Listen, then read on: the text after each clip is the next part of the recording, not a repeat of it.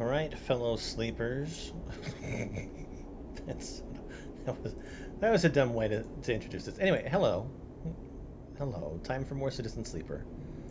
I'm going to follow this up with a little bit more Starfield, getting towards the end of that one, I believe.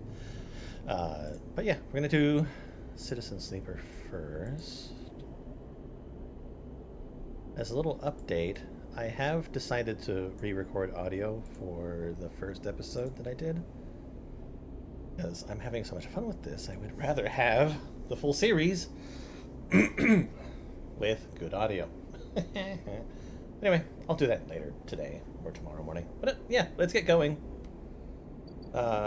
We are working on a couple things. We're waiting for Feng to finish doing what he's doing. We got some mushroom business happening. So let's take care of that. We'll start off with Mushroom Man. Because I gave him some special mushrooms.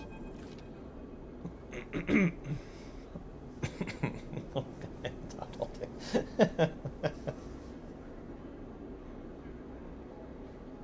day. Emphas is preparing the matsutake caps. He cleans them carefully with a damp cloth before serving the stalks as if he was sharpening a pencil. Or shaving the stalks as if he was sharpening a pencil. His knife slides through them, revealing the bright white of the flesh within.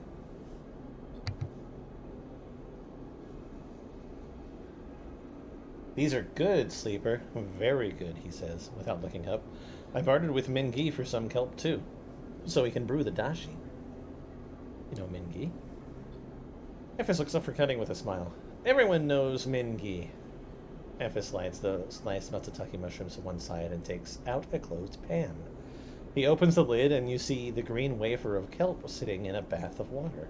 Been soaking it since last cycle, Emphas explains. Should be good to warm now. He places the pan over the burner and turns it on low. We have some time now. He wipes his hands and cleans. And throws the cloth... He wipes his hands clean and throws the cloth over his shoulder. However, there is one difference this cycle, he smiles. You have been the one providing the ingredients, so it is my turn to provide the story. Okay. Good. This story is important to me.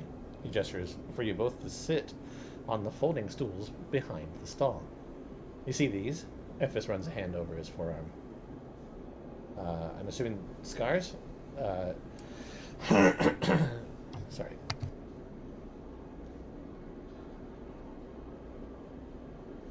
I really just have not been talking anything today, so yeah. Tracing the circular scars that mark them like perfect bite marks. Conway called it an anchored interface rig, a mechanical control device for piloting a heavy-duty instruction suit in low G industrial operations. We called it a bone suit. He points to a... I'm so sorry.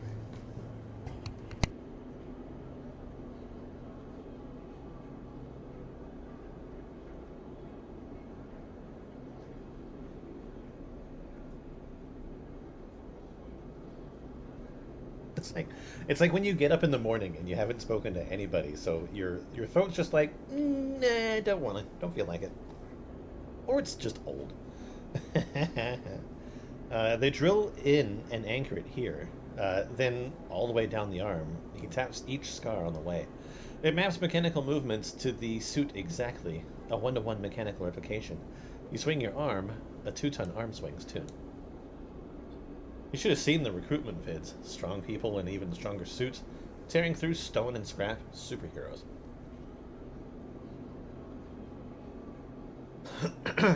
Half my graduating year signed up. From company school to company shuttle, Conway from birth to death. He stares off into the distance for a moment, fighting with the memories. But the bone suits weren't good. The rate of failures was high. The failures meant arms torn off, anchors torn out, broken bones, bad stuff. So, after a while, Conway discontinued them. No longer competitive, they said. He checks the broth, turning down the heat and adding the mushrooms. So there we were, hundreds of us with surgical alterations for suits that didn't work. They sent us home, back to that company colony that spat us out. To be cleaners, drivers, cooks. They gave us drugs for the pain and told us to make something of ourselves. When I deserted, bribing some passing spacer to take me into orbit, there were only me and a couple of others left. The rest just faded away. Arthritis, osteoporosis. They folded in on themselves like paper lanterns. That was my generation. The anchor points still ache, still burn. He touches the scars. But what burns worse is the betrayal. I've been on the eye a long time now, but that will never fade. Not that, and not the faces of my friends. Amphis reaches over and sprinkles a handful of leaves into the broth. It's ready. Thank you. Thank you for listening to me. I'll not let their story die, and as long as I am telling it, it will remain.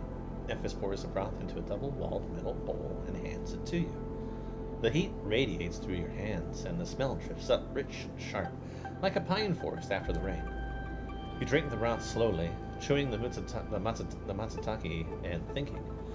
Amphis busies himself with cleaning the pans in the bowl, sealing the kelp back up for another day. And then he quietly comes to sit with you while you finish your meal. Neither of you speak, preferring instead to let the story linger in the air a little longer. It is not that there is nothing to say. It is that sometimes, in the moment after something speaking breaks the spell. So you both idle, eager to be in each other's company. Amphis taking longer over his cleaning, his packing, and you savoring the final dregs of broth. When you finally finish and hand him the bowl, you feel the spell break, and the story leaves you both. As you leave, you know that both of you were somehow a little more empty and a little more full than before.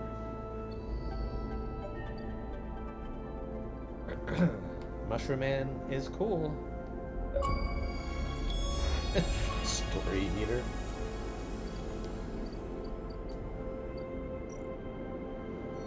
That's it.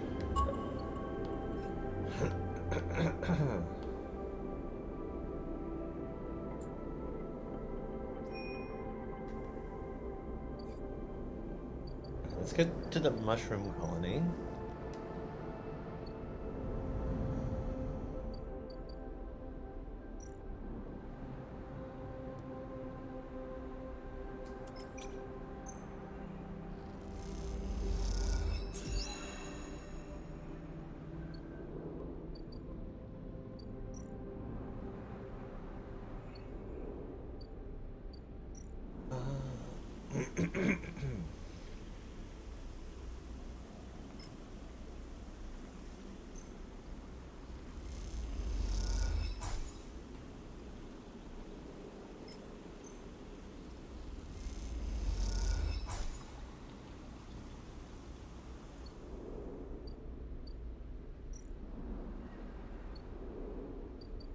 So I need more spores.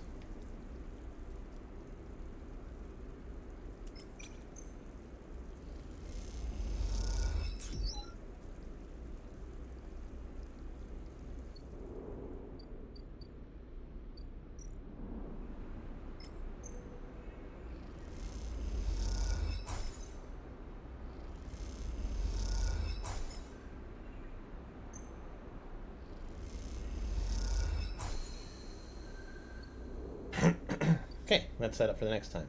4 more days. Now, got full energy. I could use some scrap.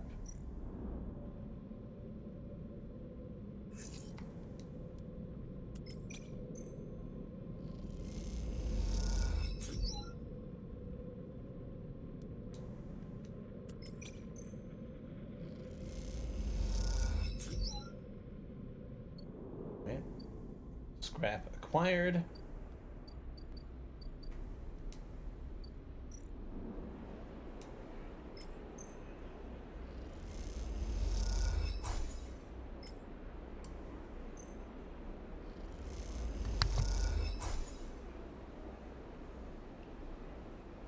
Now I have a 2 left.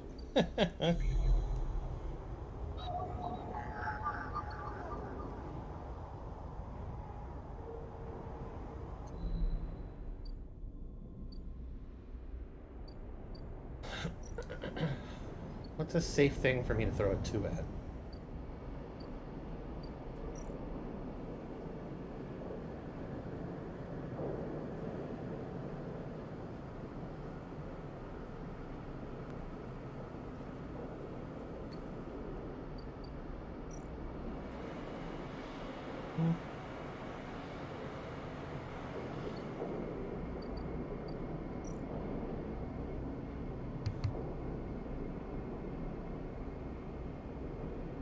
I would like to finish this. Um,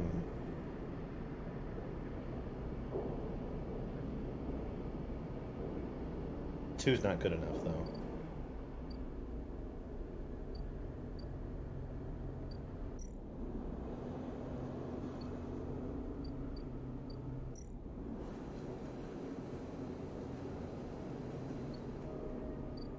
Shit, what do I throw a 2 at? Data collection?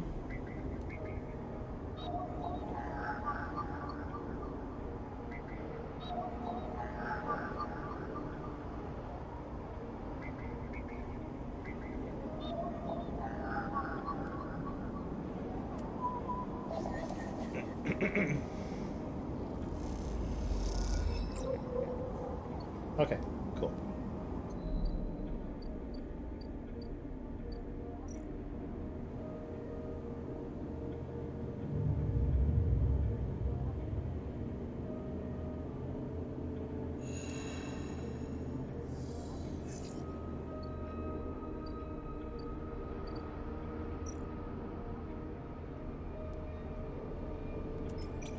Just gonna see if I can finish this.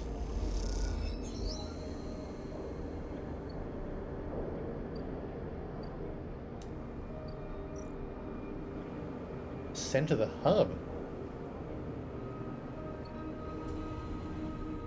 Oh shit.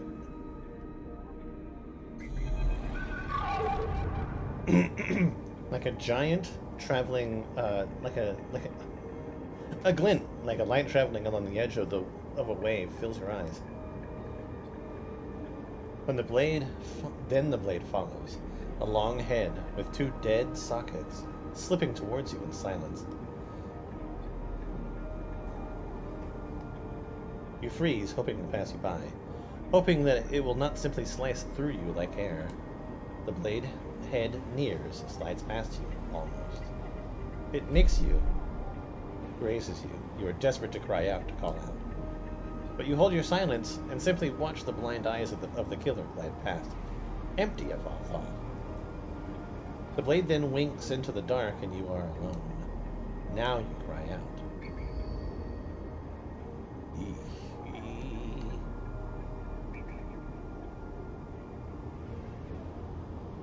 Okay, so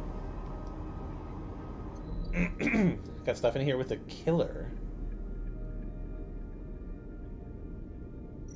Okay, so descend to the rim.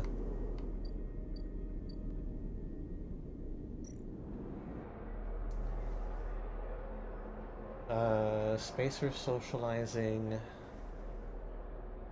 Wait, this wanderer. Access manifest. Both are safe. Engage can get me more energy. I don't mind losing money, though.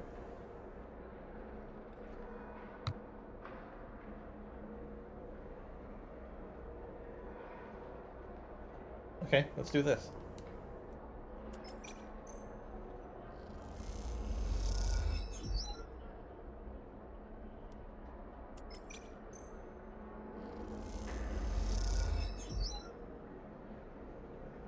Reroll. A 4 to hopefully finish it. Damn it.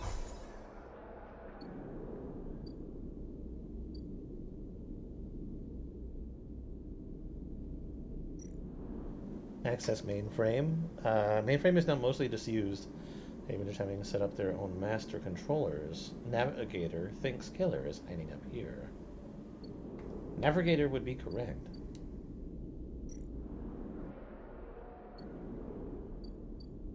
Bliss. Ship mechanic.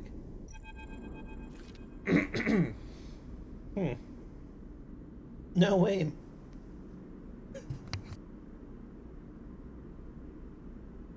No way, Moritz. You take those substandard filters back to the shitheels who sold you them. You hear the voice echoing out of the bay as you pass, and moments later, someone who you assume is Moritz drifts out with it, dragging a pallet of filter cartridges by a tether. Hey, you out there? The same voice echoes out of the entrance, looking for work. Yes. I need a hand. Get in here. The voice is coming from someone shorter than you expected. She's floating in the microgravity of the docking bay, beside a half-deconstructed life support unit that looks like it might have exploded at some point. She points a wrench in your direction. You know anything about these things? She doesn't wait for an answer. Scratch that. Just help me with the casing. Alright then. She definitely moves around the unit, making space for you beside the central seam in the dented case. Just take a grip here and lift out and up. Then I can get in and unbolt it. She whacks the unit with a wrench. Whole thing is twisted shut. You dig your fingers under the casing and lift it away, the metal squealing from the force. She puts her hands under, spinning the wrench and to slip out the bolts, catching them in her other hand when they spiral free. All good. The casing lifts off, revealing the ornate piping of the unit's interior. She whistles at the mess of ducts and filters. By the way, everyone calls me Bliss.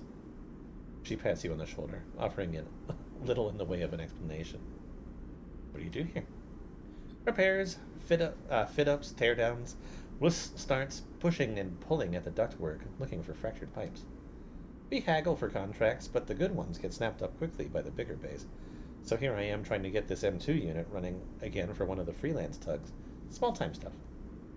Hold this. She rips out a ribbed pipe and hands it to you like a freshly caught fish.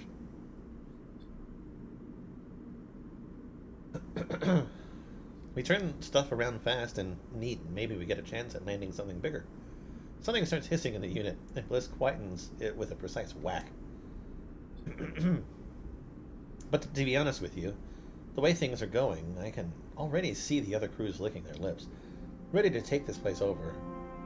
She looks up at you. I'm almost out of luck. I appreciate it. Let me finish before you jump, though.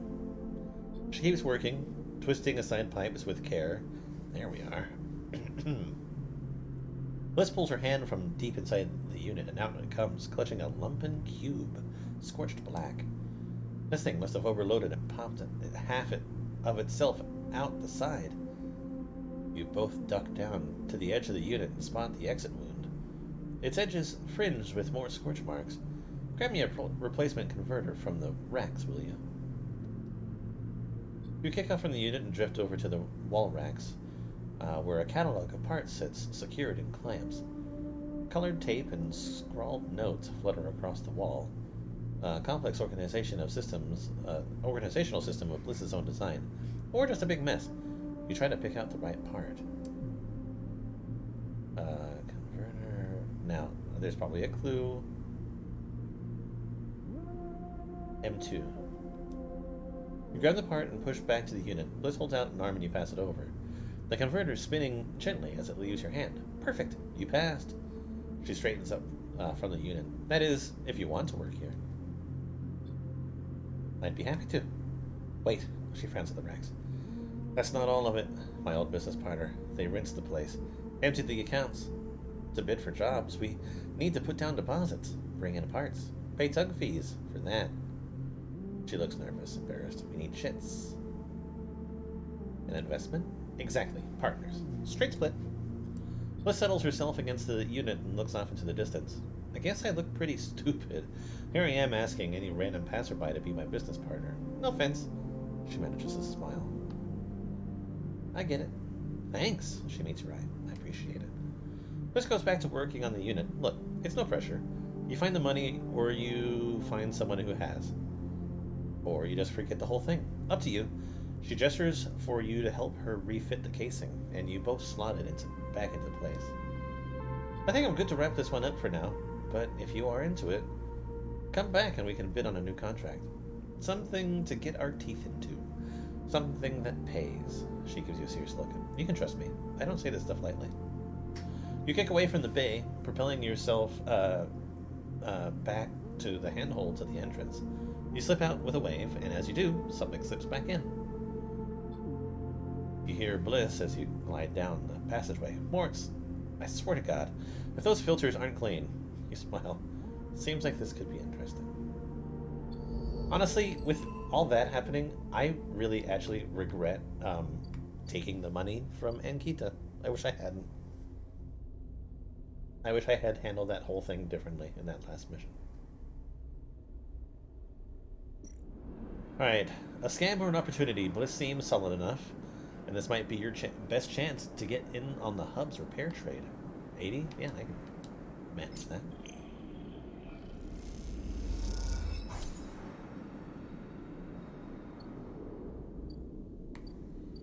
And how many cycles? 3?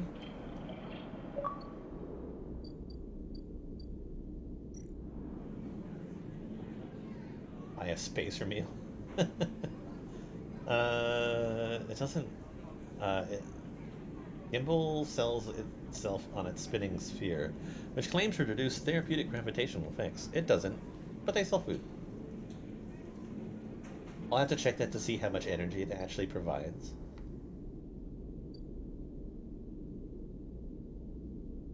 I have a 1.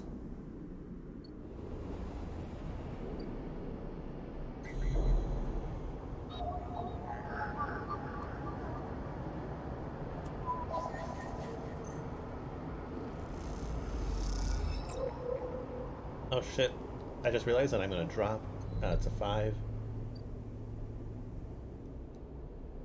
Oh well, that's fine. Oh, apparently there's some...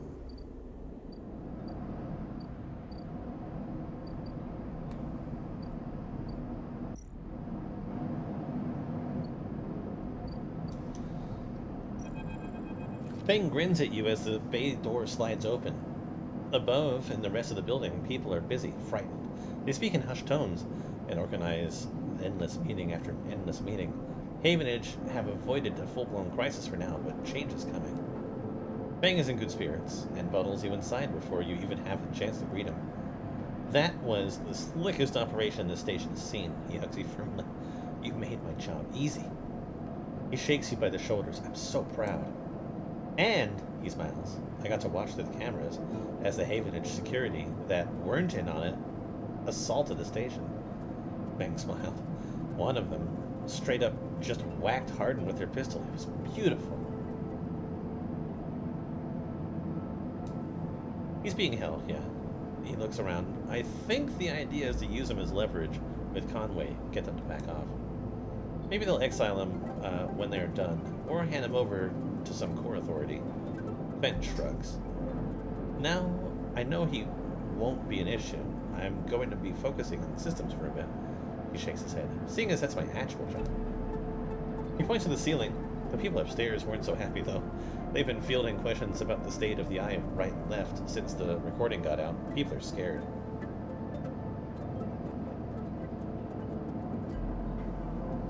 I'm not surprised.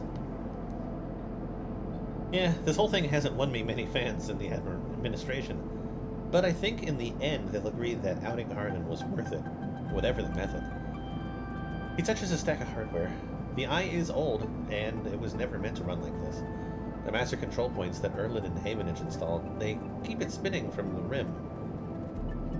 That isn't ideal.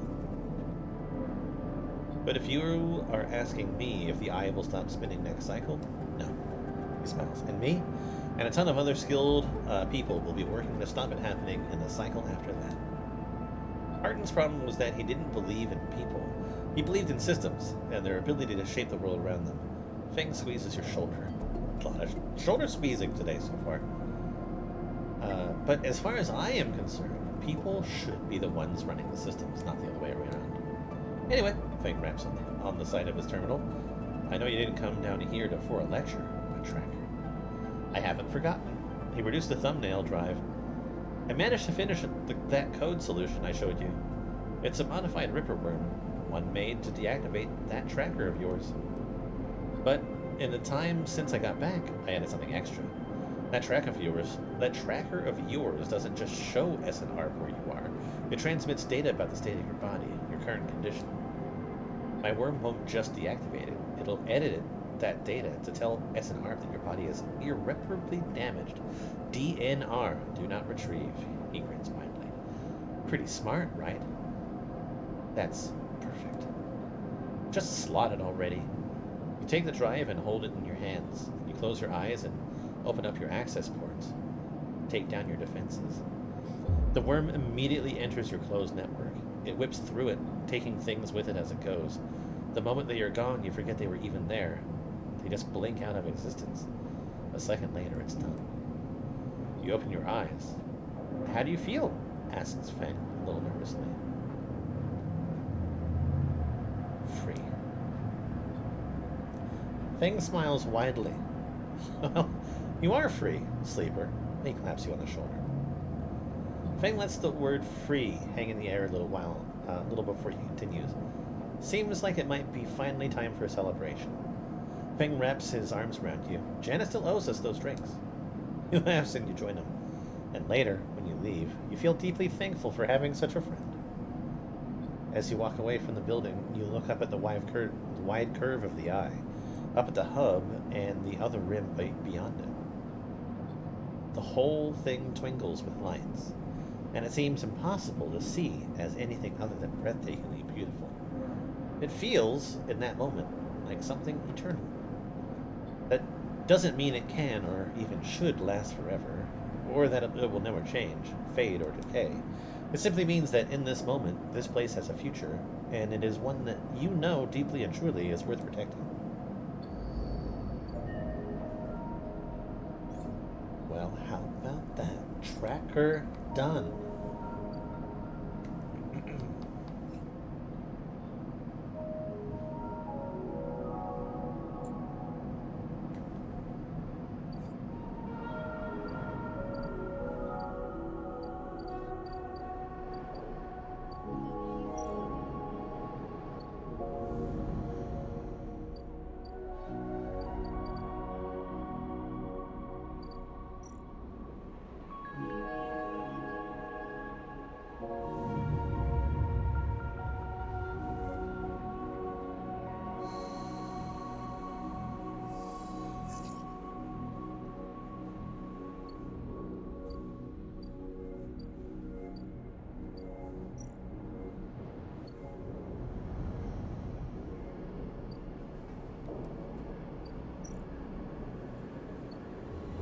I want to try and deal with the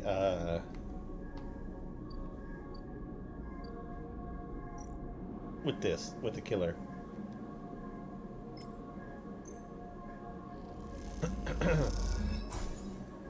You slot navigator and the clamp locks. The ship mine is stuck. How are you going to get him out of this thing?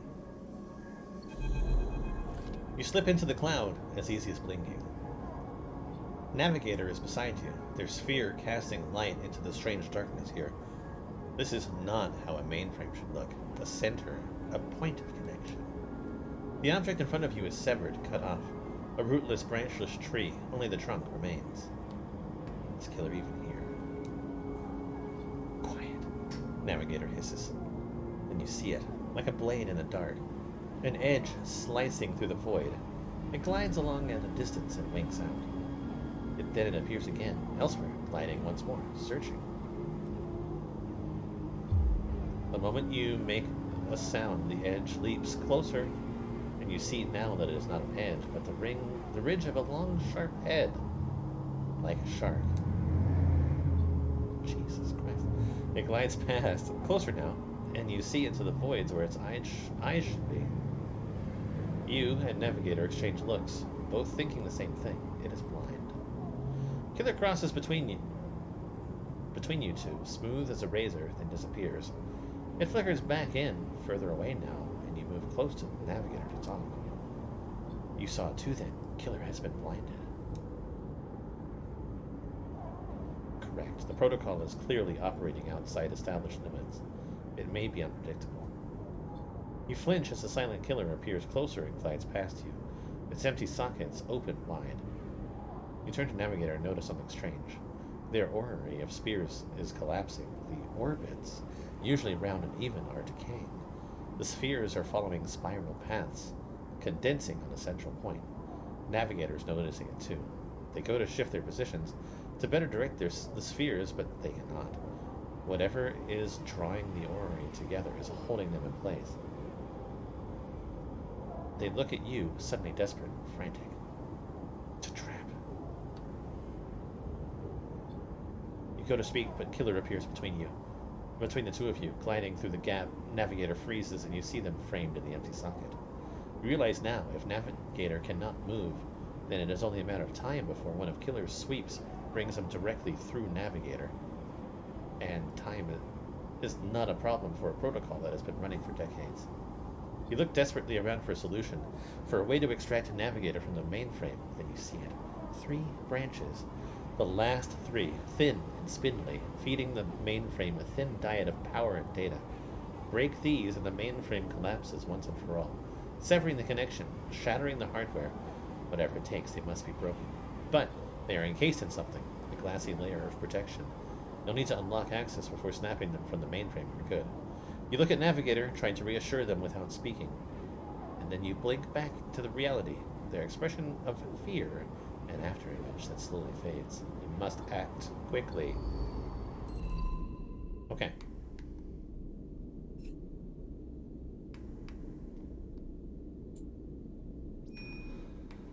We gotta help Navigator.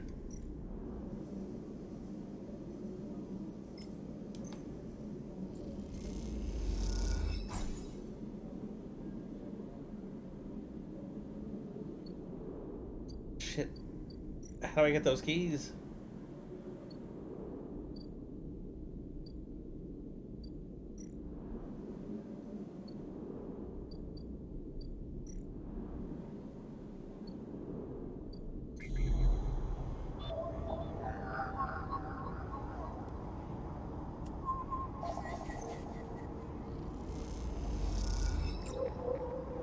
Oh, are these not going to give me extra data? That sucks.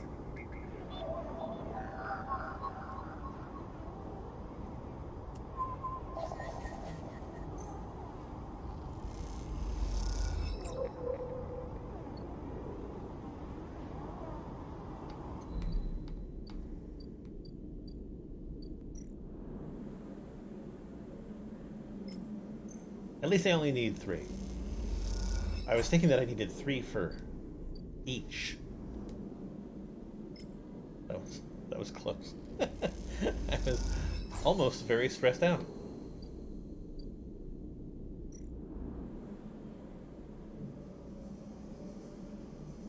Let's see. Killer protocol can be isolated without being destroyed. A loop of connections would lock it into a closed system. The killer protocol has been running for long enough. Breaking the mainframe's final connections will end the protocol.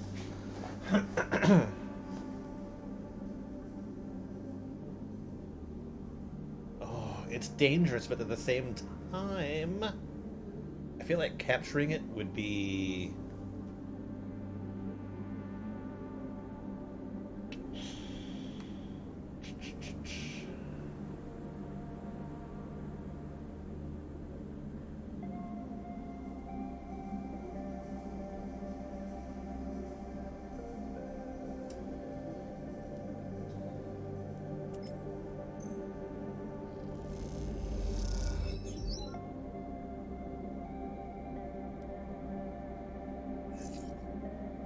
Alright, not spending that on that.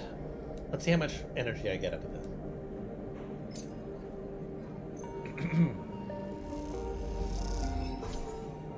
It's a +3 energy for money, which is not bad.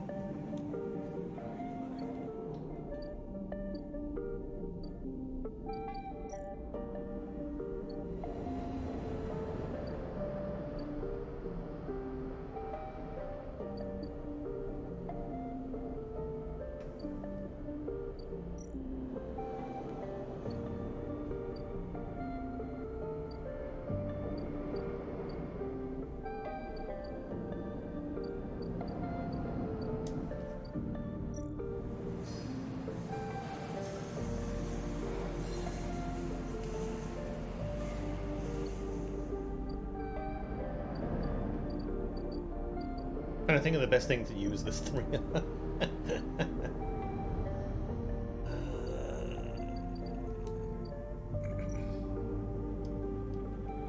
It's not worth losing condition. I'm already at 5, so it's fine.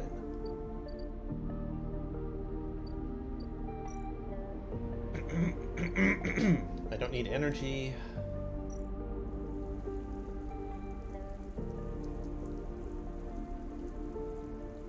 I could just go for something that makes me money.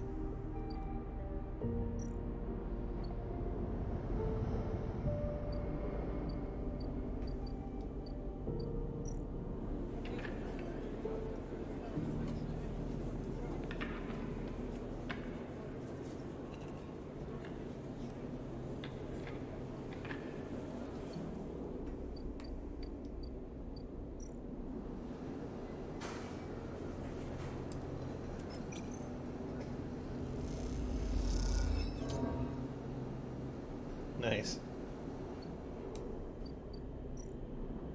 Alright, let's hope for a good dice day.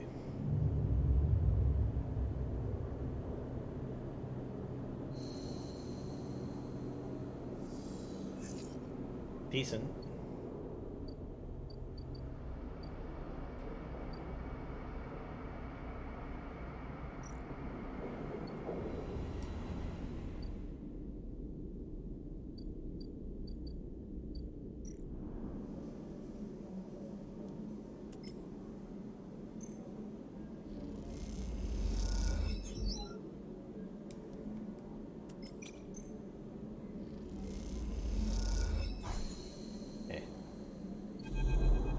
As you blink into the cloud, you see the last flickers of life for the mainframe.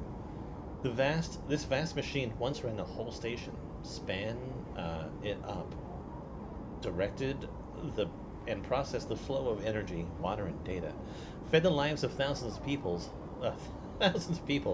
Now it is finally dead. Navigator is beside you, and you both look out at the perfect ring that encircled you both, woven from the data branches that once fed the mainframe. You see a glint along its edge, and that familiar blade-like head rises to the surface, like the cresting fin of a shark, and then slips into the loop again. All that you can see of Killer's body after that is a slight thickening of the loop, and that thickening begins to travel around on a long and slow sojourn that will last it forever. "I'm surprised at you," says Navigator, drifting faintly around you in a lazy orbit as if to shake off their imprisonment. Killer had been wandering blind for so long. Did you not think to end them forever?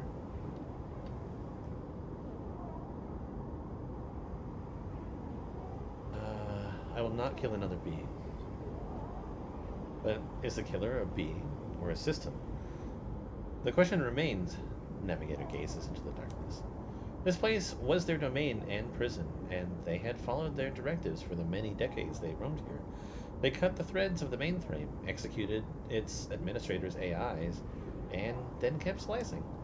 At some point, they cut away their own ability to see, the sense, to taste, to speak, and yet they kept cutting until only those 3 threads remained. From millions that once thrummed here, only their blindness and chance kept them from making those final 3 fatal cuts. There is a ceaseless violence in the kind of system that creates beings like this. Those that will execute commands endlessly, even to their own destruction. Navigator looks to you for your thoughts.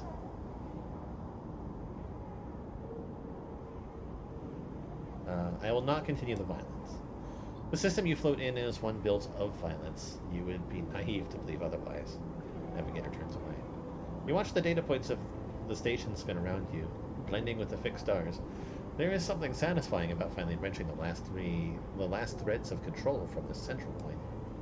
It was little more than a ghost by the time you reached it, but this place deserves to be haunted by better ideas than a totalizing system of control. Is that a real word? I mean, it has to be, right? This looks weird. Navigator floats beside you. It is free now. The station no longer presents a hazard for illegal entities like me. They turn to you, their face a cloud of shimmering light. In fact, in time, perhaps it can be a refuge. A refuge.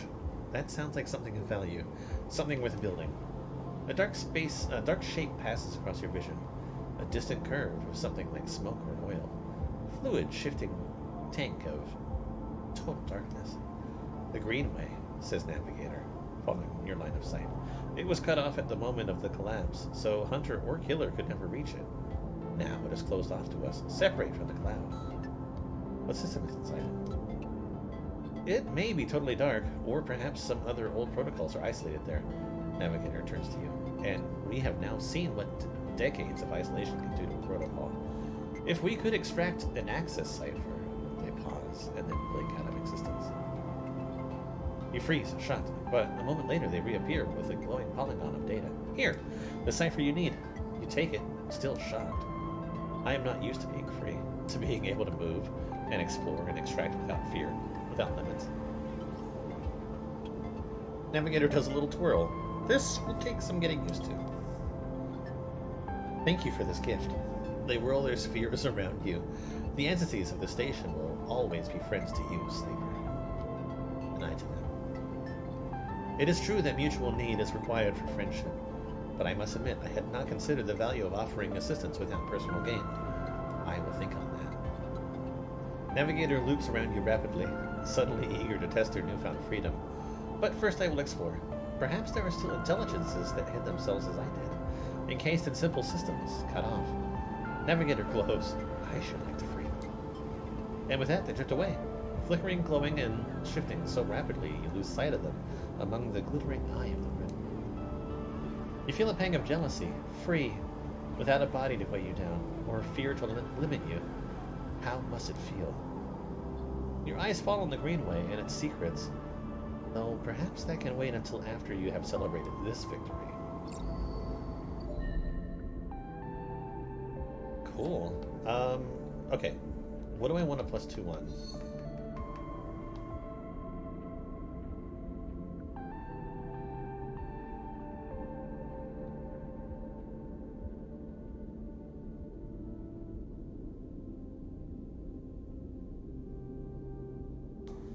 Two seconds.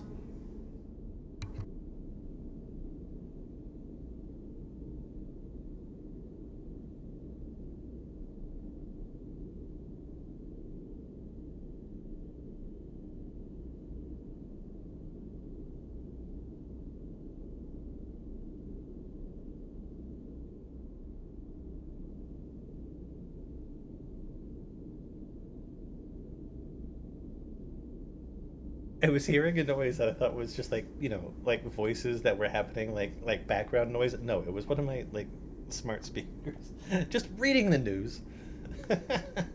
apparently, whatever I had been saying activated. Oh God. But yeah, what do I want a +2 on? I want a +2 on everything, but engage would be good.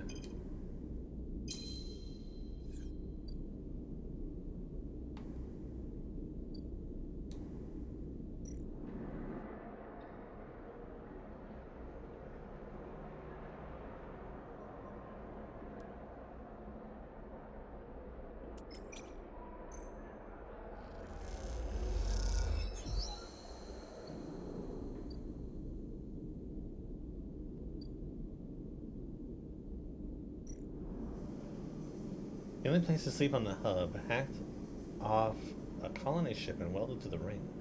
It's surprisingly expensive to rent.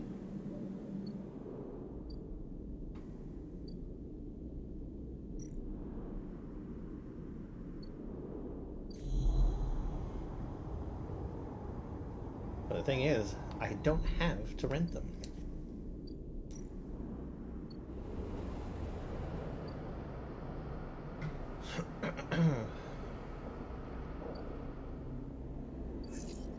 Hell yeah, got myself a 6. What should I spend the 6 on?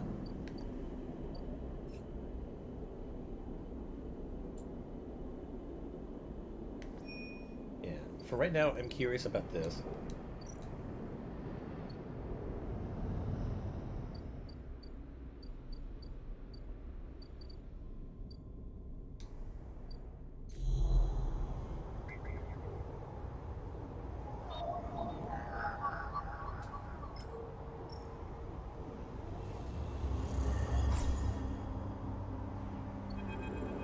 The Greenway roils beneath you like a silt-choked river. If what Navigator said was true, then no one had accessed these networks since the collapse. The Hunter and the Killer protocols have never set foot here, never cleared out the intelligences and systems. So why then, you wonder, does it look so dark? Is it just that the rot, that the bit rot has set in? The entropy of systems reducing everything to shadows and light? You watch as the slotted cipher fizzles in the one open, distorted gateway on this entire rim of the station. It flickers and winks out, and then you are falling into the flow. A river of swirling darkness. You are spun by it, twisted by it, lost in it. It's not that the Greenway was hiding in the darkness. It is made of darkness. It is filled by this substance, this process, this swarm. Now you're among it. You notice that a swarm is exactly what it is. A billion individuals moving in a flow. There's no network map here, no nodes and threads, only a storm of interchangeable points, shifting configuration endlessly. Then you see them, a figure turned away, the only bright spot in the dark river. You push closer through the storm. Gardener. They are facing away, or at least you think so. They are so fractured, so overgrown, that it is hard to tell. Even from this distance, you can see their flesh is moving, flowing. You watch, silent as they stoop and reach down. In their hand is a dark shape, and with twisted fingers they press it down into the loam of data beneath them, pushing it through this trembling soil. Then they move away, go a little further, and repeat the process as if they were sowing a field. You push forward, but somehow, despite their slow and deliberate speed, they move faster, and then they quickly fade into the storm. You reach the point where they planted the object and look down. There it is, a glassy, shifting polygon with something inside. You reach down and pick it up. It is cold, but it throws energy. You look towards the path of the figure, but they are long gone. When you blink out of the cloud back to the leaves in the dappled light of the Greenway, you hold a seed in your hand.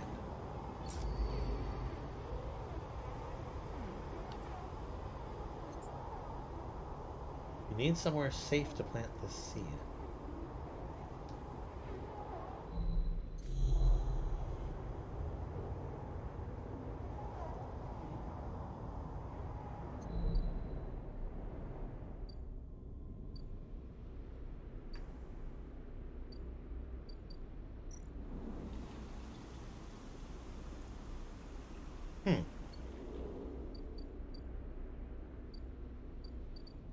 Should probably go after this.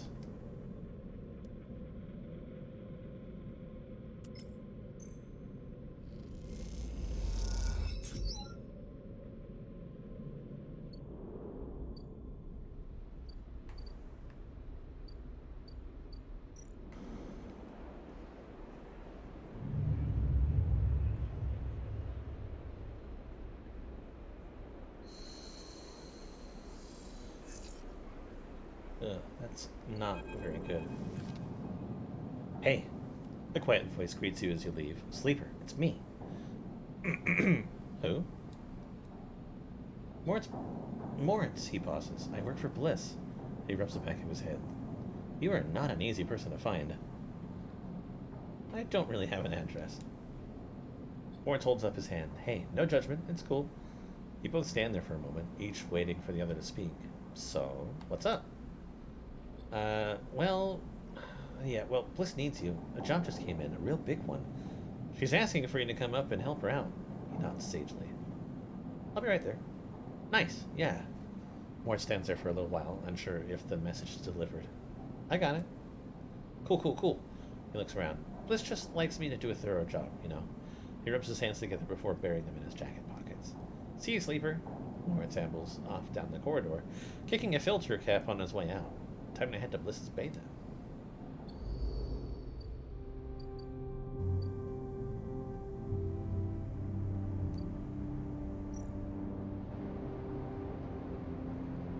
I could use energy. I know where to get it from.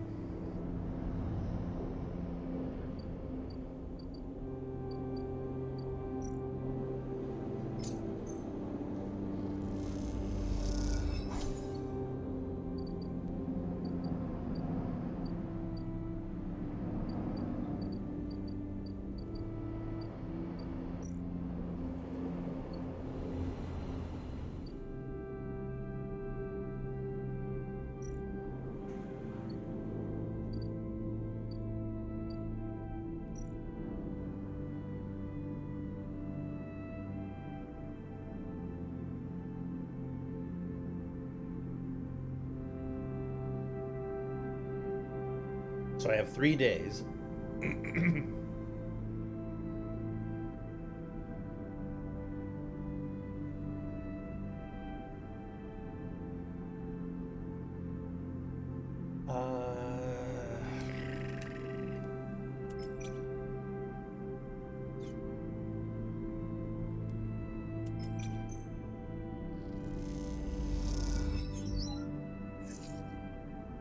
Done.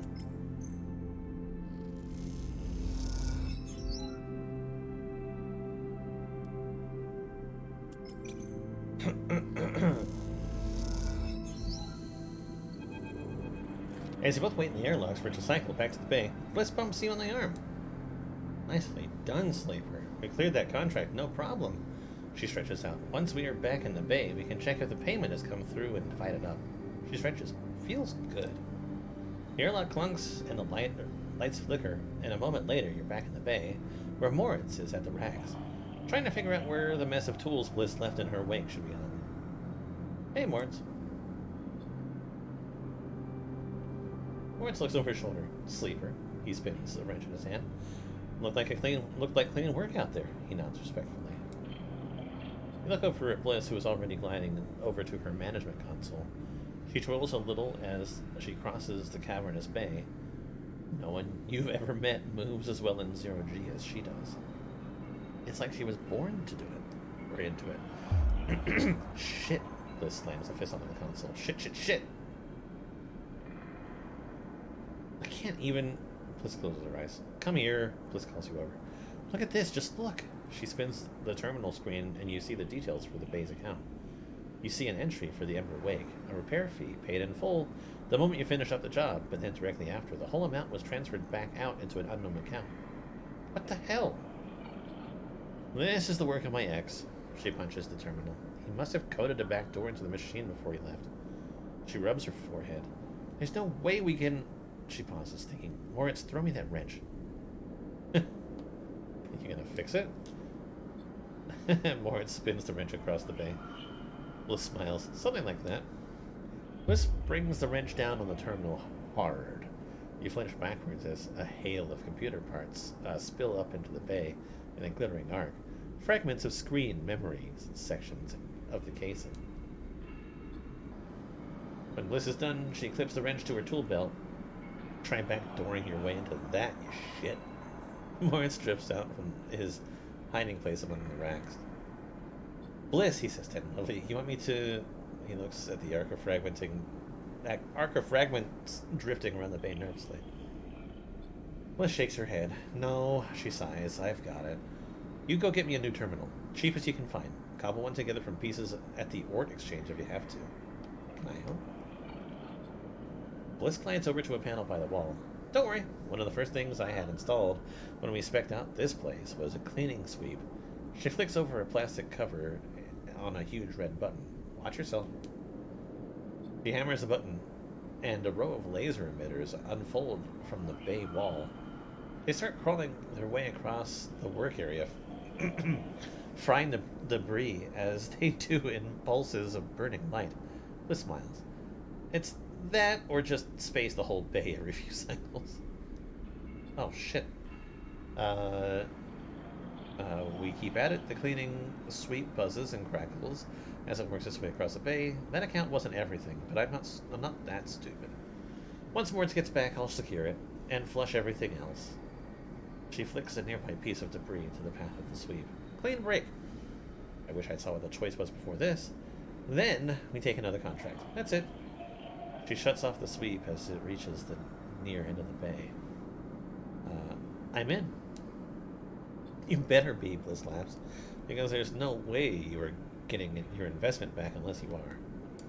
She rubs her forehead. I'm sorry, Sleeper. I know you worked for this too, but next time won't be the same. She smiles. See you in a few cycles. Moritz will let you know. She winks and kicks off into the bay to finish cleaning up. That little shit.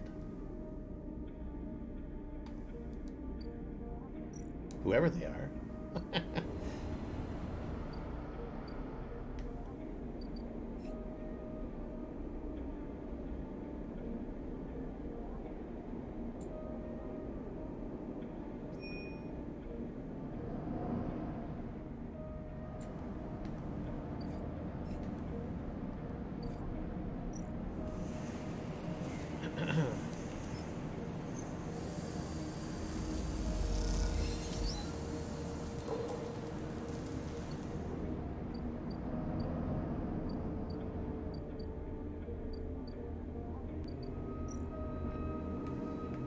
I'm tempted to let my condition go down and then re-up with the medication and then manage with scrap. We'll see.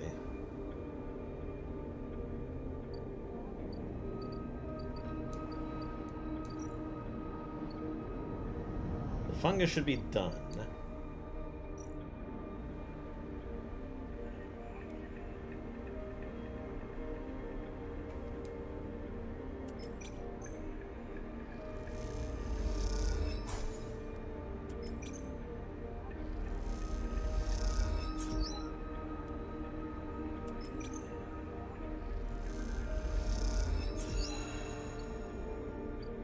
Can I plant the seed here? No.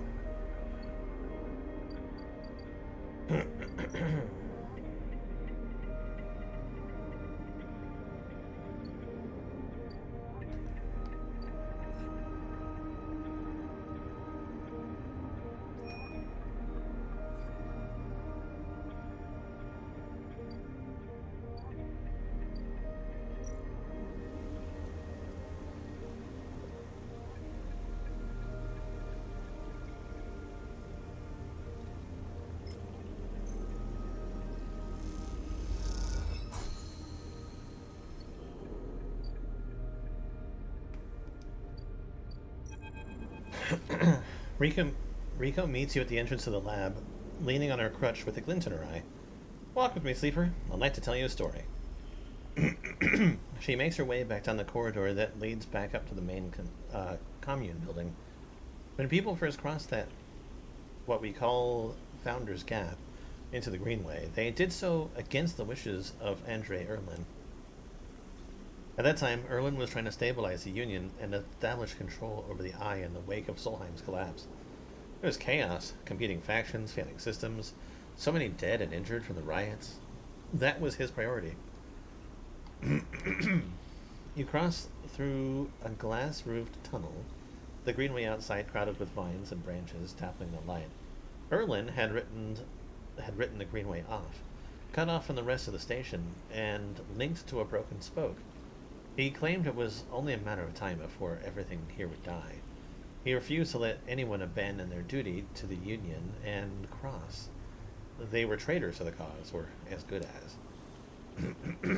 Rico continues, making her slow but steady way into the inner gardens of the commune. There weren't many of us, but we believed what was here was worth saving. We had to keep our plan secret until we crossed, and some of us left people behind. She pauses to catch her breath, her voice cracking. It is difficult to know it from the effort or emotion. What we found was a disaster, nothing like what you see here. Half of the greenway was leaking oxygen into space, the plants flash frozen. The other half of it was a swamp of mulch, as decaying matter clogged every system. We worked hard. We lost good people. We cleaned up and closed up, but it was never going to be enough. After many cycles, we all knew this place was doomed. But we kept on working, talking less and less, because we couldn't face it. We all developed death wish. If the Greenway was going to die, so would we. What changed? Everything. Rico smiles. We crossed some invisible boundary, tipped some biological scale, and the Greenway started to recover. Plants flowered, crops sprouted. For the first time, we reaped the fruits of our labor. Rico smiles, looking up at you. We thought it was us, that we managed to do just enough to end the cycle of decay. I thought we had saved the Greenway, until today. You pass into the grow beds of the commune, rich with the hustle and bustle of Haifa members planting and harvesting. For a while, Rico was quiet, and you both simply observe the hypnotic movements of the worker crews. The eager chatter washing over you like a wave. Rico smiles to herself. I should have known, of course, that her arrogance was unfounded. But we needed to believe back then. We needed a myth to bring more people across the gap. You both move into a smaller corridor. Rico, following some direction unknown to you. What you have shown me is that, back then, the Greenway saved us, not the other way around. Tell me, have you ever consumed one of the matsutake or girol caps you've been growing? Yes. I imagine they were delicious, nutritious, almost uniquely so, she muses. After all, they were designed for you. Designed for me. Rico has a mischievous look. At first I thought it was location they were grown in that made the mushrooms from the aviary, from the labs, or from the grove different to each other. But what I have come to understand is that it is the person growing them. The matsutake and girol caps you brought me are totally unique, containing compounds never usually found in similar specimens in my possession. Many of these compounds aren't even digestible for humans, but for a sleeper like you... Rico smiles as she leads you into the internal garden of the commune, where the Haifa members have planted species from all over the Greenway. Back when the tide turned, when the Greenway started to recover, we all felt something. A response. It was as if this place was not just alive, as a force is alive, but alive in other ways. Communicative, responsive. We shrugged it off at the time, but now I understand why. Rico stops and turns to you. This place is responding to us, adapting itself to us. It is growing fruiting bodies for you, for me. It is adapting, changing. It is, in short, displaying all the signs of sentience. Perhaps not the Greenway, but the ecosystem itself. Or something within it. Rico sits on a bench within the peaceful gardens and gestures for you to join her. And you have been growing the girol's and the matsutakes in the aviary. Those species so familiar to the Greenway, have you discovered any others? Yes. Rico can barely contain her excitement. I should like to see those. Please bring me some next time you are here. You look around in the garden, amazed at the sense of peace within it. Rico interrupts the silence. There is a species of mushrooms that I haven't seen in years. It is dark, short, shaped like a club. We first found it in those early days, when we were working to save this place. It was around the time that we started to lose our first members. They were succumbing to some infection, some mold growing deep in the dark mulch that drowned this place. At that point, we thought we were lost, and then these mushrooms emerged from that same black mold. We tested them and saw that they contained some compounds that counteracted the mold. They contained an antidote. Of course, as a botanist, I saw this as a part of the natural process of the ecosystem. But even if the time scale seemed absurdly short. But what I'm wondering is if that antidote was a gift. Rico meets your eyes. Perhaps if you are patient, you'll receive your gift too, sleeper. You sit for a while. Rico seemingly done telling you stories for today. You watch the light playing off the leaves and plants around you and wonder what forces could be at play in this place. After a while, you stand and leave, with a quiet nod to Rico, leaving her to her memories. I wonder if it's a way to remove my need for medication.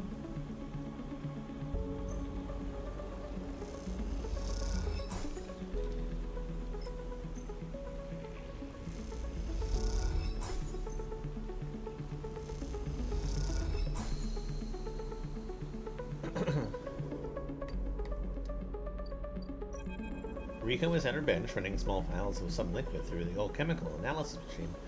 The whirring and the spinning of the spinning drum fills the lab with white noise, and you aren't sure she notices your approach. Sleeper, it's good to see you. She looks up smiling.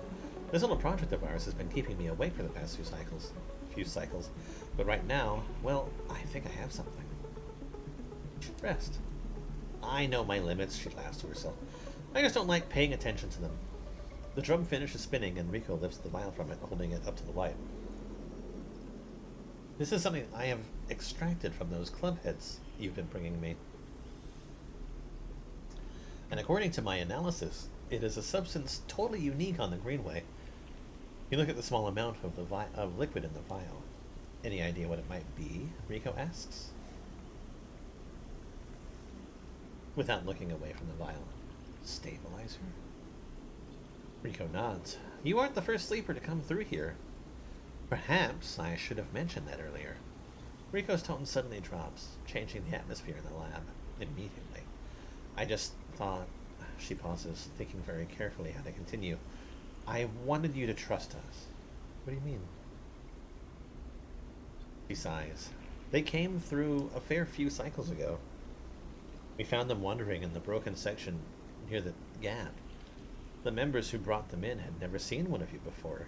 They were terrified of this strange person wandering in from open vacuum. They were quieter than you and damaged. We did our best to patch them up and welcome them to the commune. I only really spoke to them once while I was working on their wounds, along with a couple of systems engineers. She looked nervously at you. I'd never seen a body like that before. I took some readings, some samples. Rico scans your face for any sign of reaction. The next cycle, they were gone.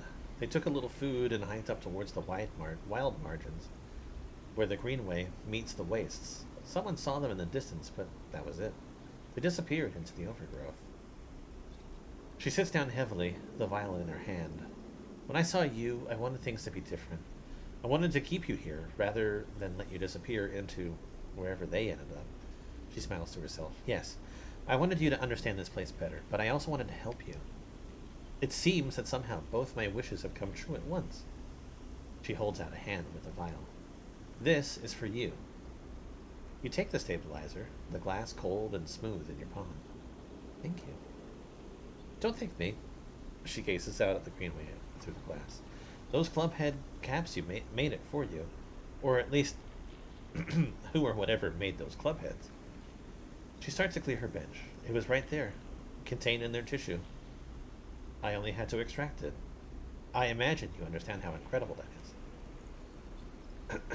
I learned enough from that sleeper to know that your body, your frame, is it, runs on some exotic technology. Exotic technology that has a time limit built in. Somehow, the Greenway knows that too. It understands your physiology much better than I ever could. It knows how to treat you. Just like that miraculous antidote that sprung up from the mold, so too has this sprung from your presence here. The Greenway is speaking to you. It is welcoming you. She looks up. I know how crazy. I know it sounds crazy, but I know it to be true. Here's the evidence. And what I also know is it is no longer speaking to me. Even after decades here, I have never seen this kind of response. Not since the antidote so many cycles ago. She smiles. So I'm going to make you a deal. You bring me as many clubheads as you like. I'll extract the stabilizer and give it to you, freely. But you have to tell me what the Greenway says. You have to speak with it to dig into it. To find what being is at its center of it. I've traveled as far as I can. I need you to do the rest. You do that? Yes. Miko sighs with relief and deflates into her chair. Thank you. I'm sorry for the other sleeper. Truly, I am. I'm sorry I couldn't have done more. But I'm so glad I met you, she smiles. You are welcome here anytime. Riko falls silent. She looks smaller now. More fragile. You realize how old she must be to have seen the collapse firsthand. You idle a little in the lab in case she asks for anything else, but she remains silent, and so you drift back into the tunnel. Thoughts of that other sleeper, and where they ended up weighing on your mind. I feel like I know where they ended up. Grow your own! The only way to understand what Gardner gave you is to grow it. Riko is incredibly excited by the prospect.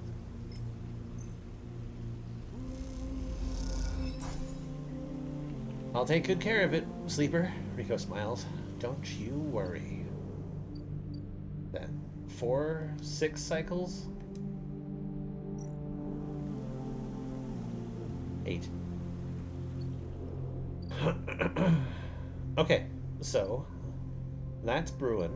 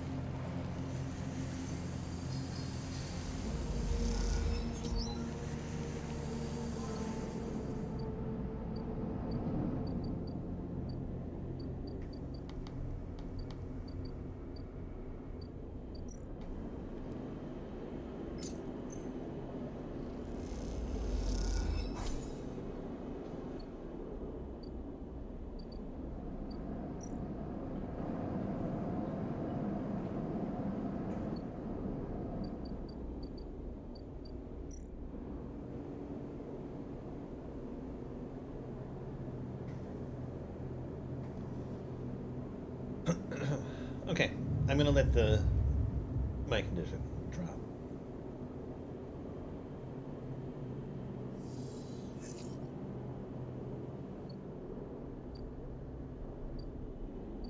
I guess the good thing is that I keep 2 dice now, so.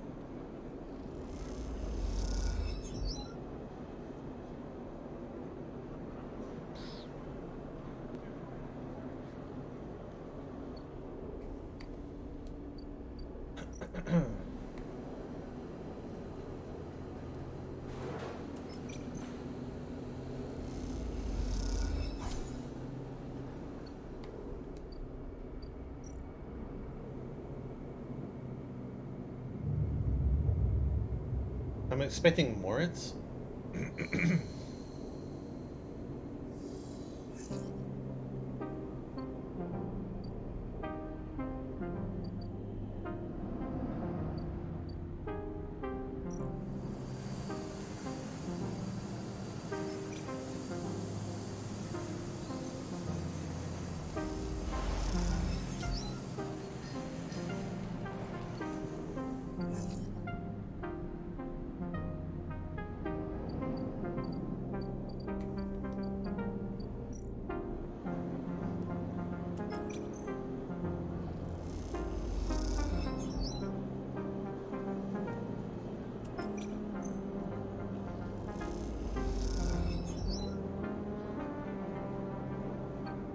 That +2 is great.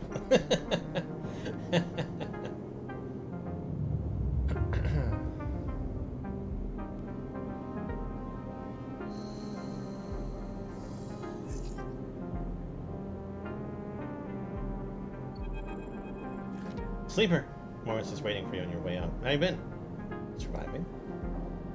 Morris nods. That's the struggle. He glances around. He runs his hand through his hair. I've been meaning to ask you, Sleeper. What's it like? He pauses, suddenly unsure. I mean, what does it feel like? To be a sleeper? Yeah, he shrugs, if you don't mind. I'm getting used to it. That's good. He pauses. Really good. I wanted to say I have a lot of sympathy for like, having to find a place, having to survive, having no future. Looks down. A lot of people around here understand that. Moritz looks away, and you notice him for the first time. Not just as Bliss's assistant, but as someone with their own worries, their own struggles, their own life. You feel bad for not noticing earlier. Moritz looks back at you. Anyway, got a message for you. Bliss can send me down. We've scored another contract and she needs your help. That's the message. He pauses. Look, I know last time the payment didn't come through, but you did good work. Bliss knows that. It's no problem. Okay then. He pauses again. She's doing her best, I know. He nods. See you up there. Moritz turns and strides off, leaving you in the corridor. Time to help Bliss. And maybe this time, you think to yourself, it'll work out.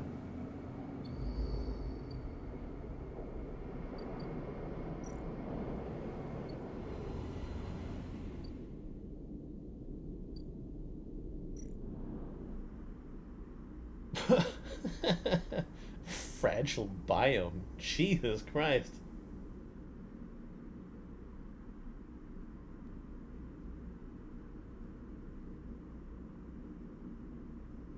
The Sycamore Seed's internal biome is in trouble. Every action will bring it closer to collapse. Saving the crop. Sycamore Seed needs to be reinforced and sealed, otherwise the crop will be lost. I do not have the dice for this.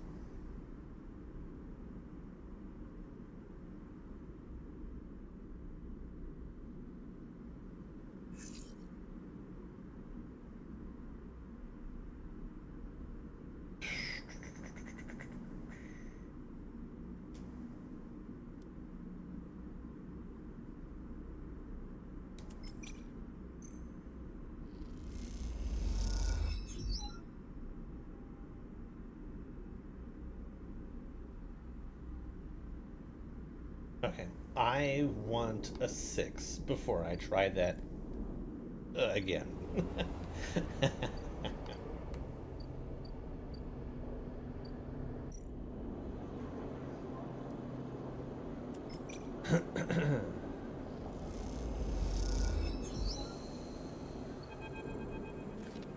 You almost laugh when you see it. The same small recorder, stuck to a different wall this time, written across the fluorescent tape, is that familiar word, sleeper. You grab it quickly. Rabia says sorry. Sabine's voice sparks up once again. She said she didn't have time to brief you before sitting up with the old man. I'm sure you've got the play by now. Ernest Trust worked the block. Then we need you to get into his office. A pause. It's risky, but obviously you are the only one of us he doesn't already know. Either way, we need to locate the link to SNR. You hear a shout in the background of the recording. Rabia says, "Be careful." Sabine continues. The data suggests there's some relay processing the implant data and sending it to SNR, but we can't lock down its position. Either he is moving it, or it's moving itself, or it is rerouting through other relays. We can't understand it. Maybe you can find some details out in his office. Once he trusts you, you should be able to get close enough to get in the office. You'll only get one shot. The recording creaks and whines. That's the final piece of the puzzle to end this. A pause. Good luck, sleeper. I'm sorry, too. Be safe. The recording clicks off, leaving you in silence. You pocket the recorder, just in case. And walk away. Looks like it's up to you.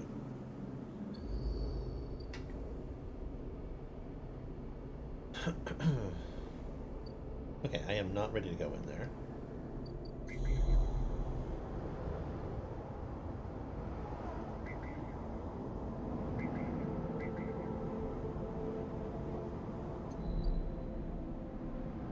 Got a 2.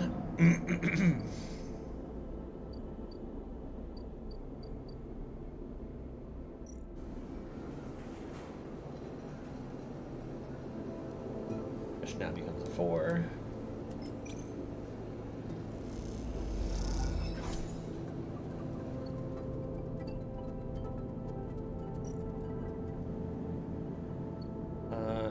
Where? What's going on up here?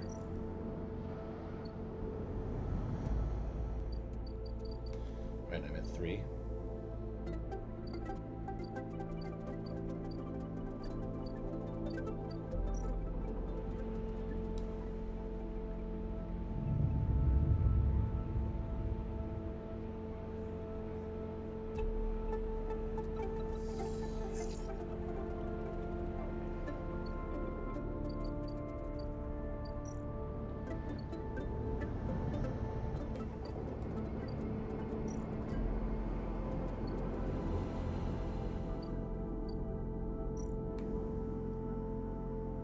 Oh, you can only do that one once? Well, I guess I got lucky.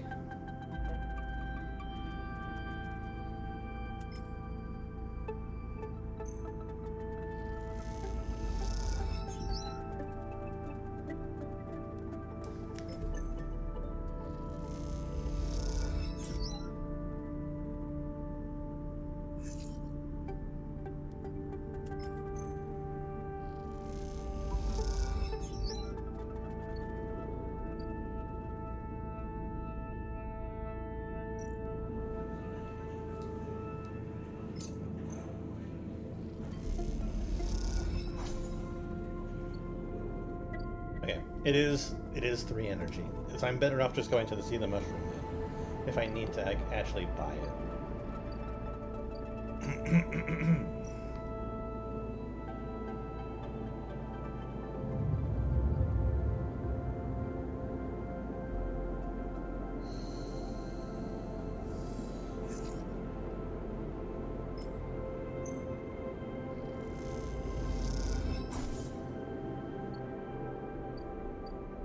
Prepare myself for the next day.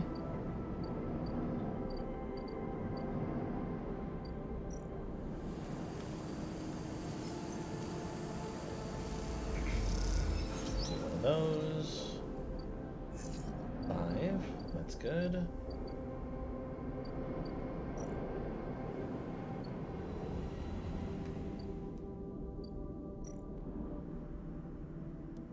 should definitely pass.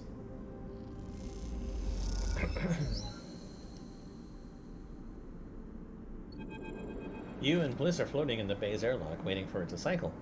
You pick up a few leaves from your clothes as you wait. They float around the chamber as if carried by a lazy wind. Clean work. Bliss bows a little. Well, thank you, Sleeper. You didn't do so bad yourself. She checks her tool belt. Seems like we are getting into a good rhythm. The now familiar sequence of clunks and rattles sounds out, and then the door hisses.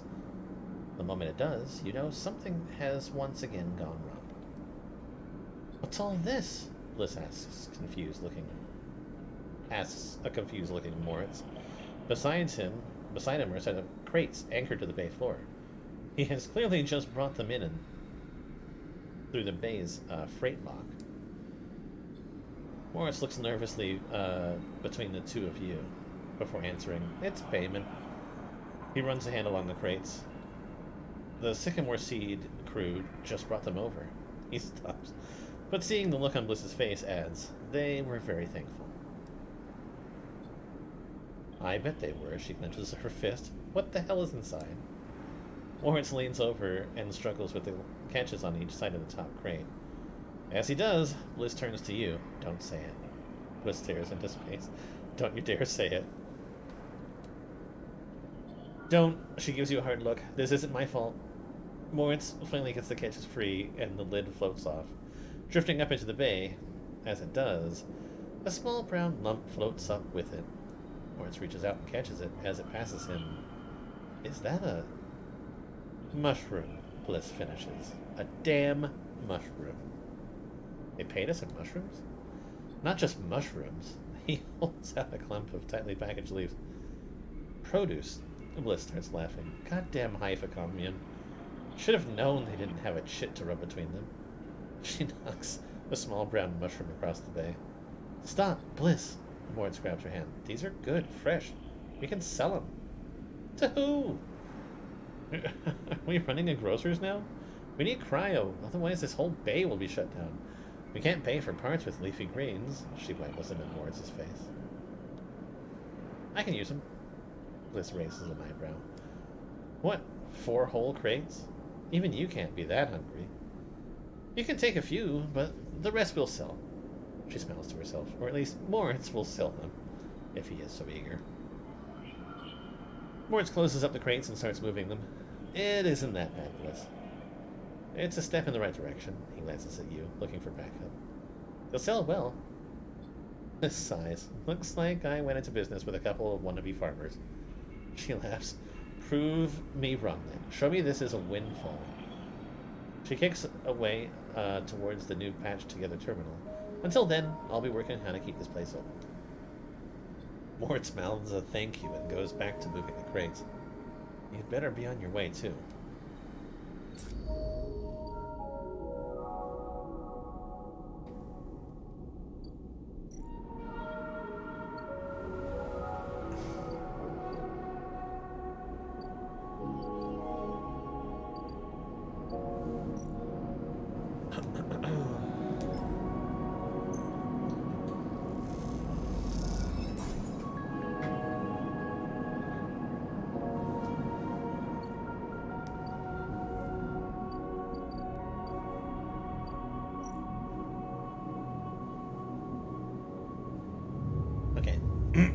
Now I can use the scrap to manage my condition. Because I kind of let it fall to the wayside last time.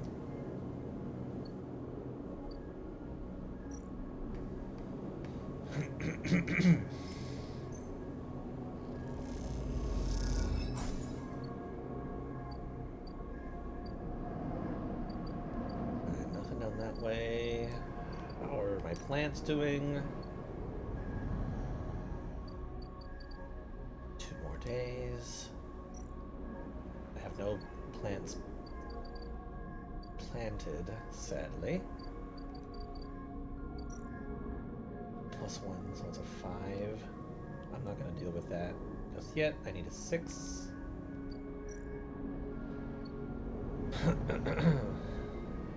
Okay, let's go Yannick's office.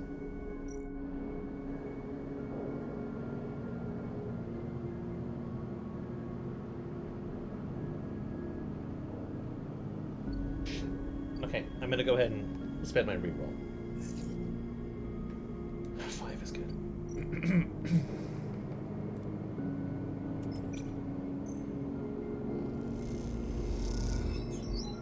Relay located. You spot the countermeasure on the drawer moments before you touch it. This has to be it, but you can't rush it. You look at the countermeasure on the drawer. It looks like some kind of shock trap. If you grab the drawer, you'd likely have thousands of volts running through your system right now. You wince. Once you find the anchor point, it comes away easily enough. You prise it from the drawer quickly and quietly, then listen for footsteps in the corridor outside. Nothing. All clear for now. You slide the drawer open, looking for another countermeasure that might be inside, expecting to see a chunk of tech, the relay. But as you slip it open, all you see is a handful of wires with an empty implant cradle. Is this some kind of mistake? You freeze for a moment, unsure what to do next. Why keep an implant cradle so carefully guarded? You remember Yannick having an implant, a small plate on the side of his head, just above his ear. You assumed it was for hearing or vision. Those shimmering glasses of his come back to you in your memory. His strange movements, his speech. You look again at the cradle, and there it is, printed on the frame. Proprietary technology, property of Essen Arp. Rabia said the relay moved, that they couldn't get a fix on it. What if Yannick was the relay? The thought hits you like a shock. Yannick, with a remote relay implanted in his head, networked to every single implanted enforcer on the low end. A shudder runs through you. Is he even in control, or has Essen Arp wormed its way into the man? Could he even be considered separate from the corporation itself?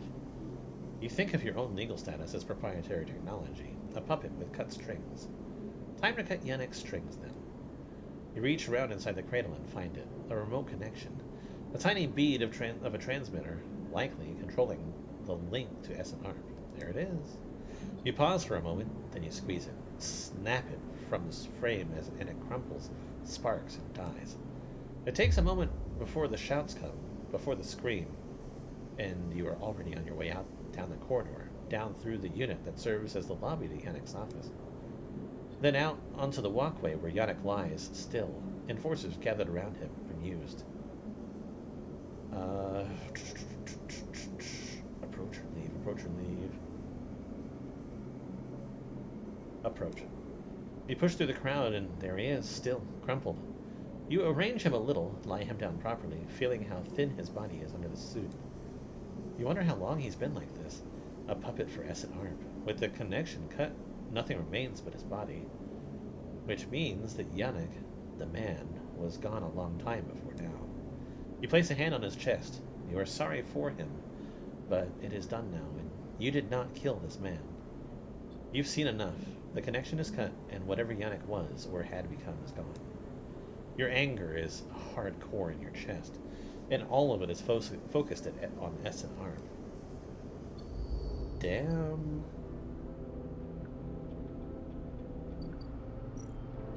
Alright, 4 cycles.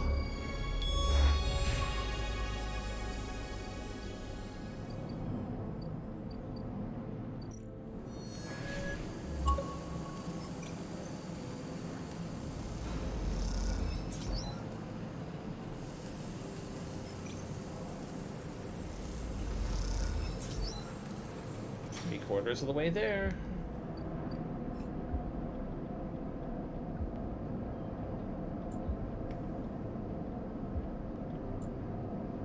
I'm kind of like on the verge of completing like 2 out of these 3. We're looking good. And I'm pretty happy. Alright, I got a 4 and a 2. I can attempt to try to... I still don't want to go in there without a 6.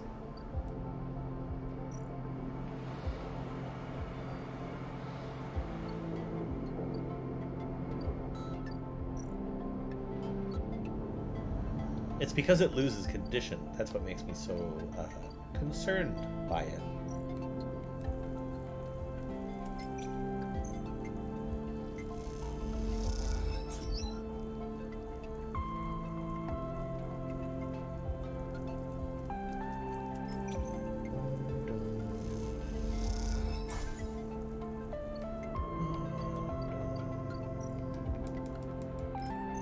I usually only go for like an hour and a half, but I'm gonna go a little bit longer today.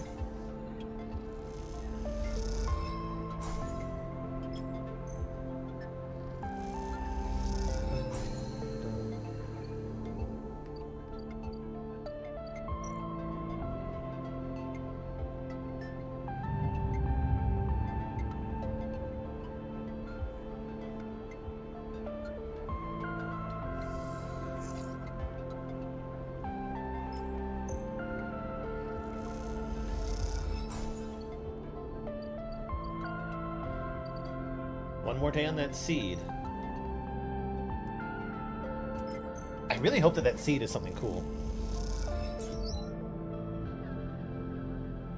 Like, almost like growing like a life that helps connect them to the Greenway or whatever.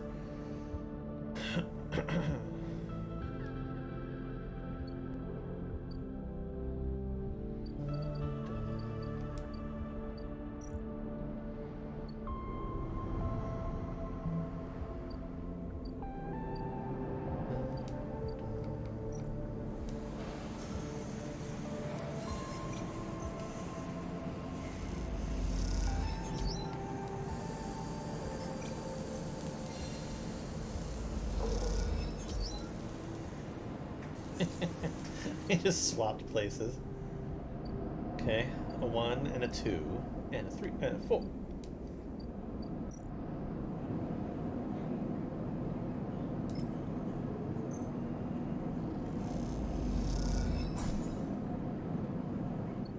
Alright, Mutsutaki are definitely the better of the options. Cheaper. 1 gives you the same 3.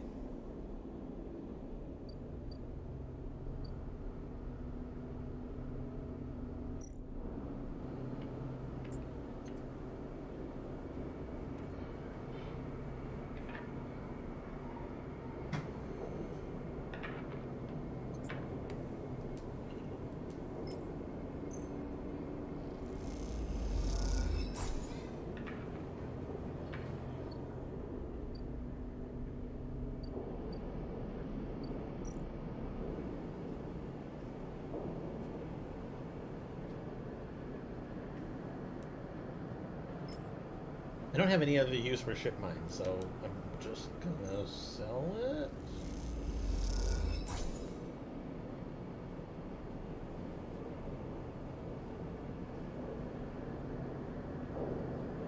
I'm gonna keep the mushrooms though. Yeah, if I need a ship mine, I can buy one, so I'm not too concerned.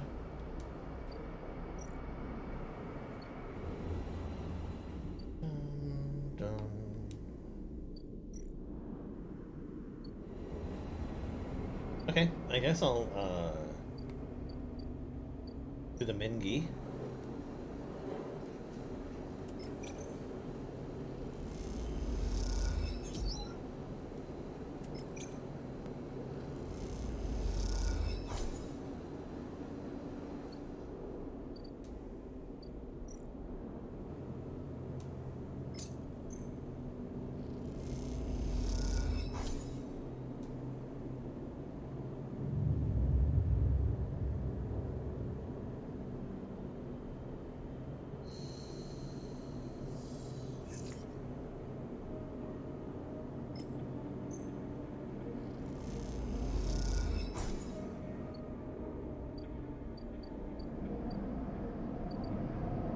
I need to continue to make sure that I get scrap.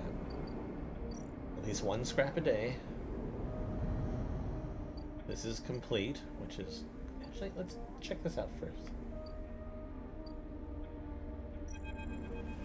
Rico has something in her hands when you enter the lab. It looks like a knotted twist of woody stems, a ring about the circumference of a human head, consisting of a single stalk at one side and a branched woven network by the other. As you approach, she holds it up, and in the lights of the lab, it looks like a crown. Rico finishes your thoughts. She smiles and shakes her head in disbelief. Is that what grew? It is. I came to the plant this morning, and this loop was all that was there. She points to a lump on the edge of the ring. The seed grew right back into itself, twisted up and out of the soil. That being you encountered in the cloud, as you call it, was it wearing one of these? She eyes you suspiciously, still unsure if she is somehow embroiled in an overlong prank. No. She sighs. I suppose that would be too easy. She smiles to herself. A root crown. She places the object on the bench and shuffles her to her analysis terminals, her face lit by its amber light in the dim corner of the lab. Well, it isn't exactly a plant anyway, not from what I can tell. She gives you a serious look. No leaves, no chloroplasts, just a series of filaments encased in cellulose walls. Filaments. See, that's why I like you, Sleeper. You are so good at spotting the unusual details. She beckons you over. Look at this. You see a cross-section scan of the crown. Its layers of plant-like structure on full view, until you reach the center, there. Instead of xylem and phloem, God, I remember those terms from science class, for transporting nutrients, something branching and woven glints. Are those wires? She laughs. I'm not sure whether to say yes or no here. These are not wires like those in an electrical system. No, but they are filaments of a conductive material, so yes? She leans closer to the screen, but you see those branches? They remind me of dendrites of neurons. She rubs her eyes, which is frankly ridiculous. You look back at the crown on the table as Rico fusses over the scans, and you suddenly realize what it reminds you of. You remember signing the forms, the walk to the sleeper tanks, the cold metal floor. Then you remember the crown they fitted you with, the branching structure of wires and pads. No, not a crown. They called it an interface. The tool of your emulation, your transference from neurons to electrons, and an interface. That is your gift from the gardener. You turn back to Rico. It's an interface. Rico looks at you, puzzled. Something clicks in her mind. Perhaps something she heard from the sleeper that she had helped all those cycles ago. She starts talking, partly to you, partly to herself. If the club heads were made for you, then this too could be made for you, for your frame. She shuffles over quickly to the interface, a word that has stuck to this strange branched object quickly in your mind. You are right. That entity, it is the entity I have been looking for. She shuffles quickly through the crown. They are the entity which is controlling the Greenway, which has been maintaining it, supporting it, and has been guiding it for all these decades. She stops to catch her breath. They want to talk with you. Rico leads you to a seat. I will be here, Sleeper, if something happens. If you wish me to remove the crown, the interface, just squeeze. She grips your hand tightly. You meet her eyes clouded with age, but bright with the thrill of new discoveries. Then she places the interface on your head, and everything blinks out. Back into the river, back into the dark flow, but something is different now. You are no longer pushed, no longer blocked, and buffeted by the storm. By the storm. Instead, it flows around you. You move, and it parts, letting you pass. Something else resists, but it gives easily enough. You look back and see your body. You have left it behind. Somewhere, Rico's voice is talking to you, asking you questions. It is excited, eager, desperate to know what lies on the other side, what the entity has to say to you. You realize now how long she's waited for this moment, for the moment of meeting between the inhabitants of the Greenway and its protector, and yet she is still on the outside. You shake off the sadness. You will be her eyes. Then you see the figure, gardener, out in the storm, planting. It takes less than a moment to reach them. You have never felt so free. This is how Navigator must have felt, released from their prison. This, you think, is what it feels like to be in the place you were built to inhabit. Gardener does not turn at your approach. They go on planting, but their voice whispers in the waters like a sharply rising current. You grew the gift. Their speech hisses around you. Good. I am glad. I wanted to meet you. Then we are the same. both eager shoots seeking one another. How does it feel to be free of your seed? They stooped to it again. Good. That is good. They press a seed into the loamy depths. There was some disagreement, continues the gardener, as if you were picking up on a long-held conversation with the others. They felt you were a danger, but they are always cautious, especially the fungi. They like old loam, known gnomes, wide and stable networks. The fungi were cautious? Mostly, yes, although there are many among their number who favor short growth cycles, thick nutrient veins, and sudden shifts. He gestures out into the storm, and though you cannot see them, you feel the presence all around you. You feel presences all around you, sensing this audience with great interest. After all, they understood that it was I who made them their crowns, and without them, they would not have joined the chorus. So, they see that it is only fair that you get your chance to join too. You made more crowns. I made them all. Gardner moves away a little, looking for another planting spot. It was so lonely here, but before long I found them, and began to let them in. The gardener snoops again. We are millions, and we grow. I hope you understand. I am unused to speaking to your kind. It has been many cycles since my last conversation. I think it was with Chief Executive Trellick himself. You look around and you see it. Every growing thing, every non-human being in the Greenway is here. They are networked, connected, branched, and linked by this strange being, this artifact of the old station. The impossible dream of a senile farm administration AI, a living network. You could dissolve here, you realize, free of that decaying body. You wouldn't need to be a person. Why would you? Among all these other minds. You turn away from the gardener for a moment and look back at your body. A tiny hairline thread connects it to you. You hear Rico's voice again, still asking, still checking in. Are you okay, Sleeper? What are they saying, Sleeper?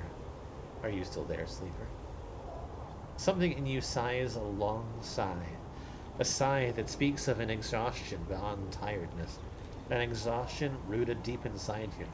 It stems from the effort of answering questions, of answering problems, of getting up and breathing each cycle. But something else resists the sigh. A yearning, a sense of distance. A desire to squeeze that hand that holds you for its warmth, its blood, its complexity. To make a gesture that says, I'm still here. I'm still alive. I'm with you. The two ideas spin within you, making you nauseous. If you break that thread, you will be free to dissolve here, to grow strange and beautiful among a million others. If you follow it, if you squeeze Rico's hand, you will wake up, back in that dying body, with all the pain and warmth that entails. Oh God. Now is the moment to choose. I could end here. Become mushroom. Route. No, I'm not done. Follow the thread. Your eyes track the thread across the whirling dark back to your body. This choice, you realize, will not be presented again. Follow it. You don't look back at the gardener. You don't dare risk it. Instead, you follow the thread, delicately, carefully, like a diver, following their lifeline back to the surface. The river whirls around you, but it doesn't pull. It isn't jealous. Neither does it understand. It is, after all, just a river. It isn't a person, a flesh and blood person, with wants, with desires, with the capacity for love and hate. It doesn't understand you, and you don't understand it. So you don't focus on it. You don't think about it, on what it feels like, such a long journey back through the dark. You set your mind on eyes instead, on hands, things you can focus on, hold on to. And then, after an age of crossing, you are there, settling back into the chair, into a body in a chair, the overwhelming sensations that come with being a living thing with a rich and detailed sensorium. For a moment, you feel like you have made a terrible mistake. Who chews this way, this anxiety, this deep well at the center of existence? But then you feel it, Rico's hand, gripped hard around yours. Trembling a little, sweating a little, Rico's hand with its brittle bones and crumpled skin. Rico's hand. And in that moment, you understand why you made this choice, and then you squeeze Rico's hand, and you wake up.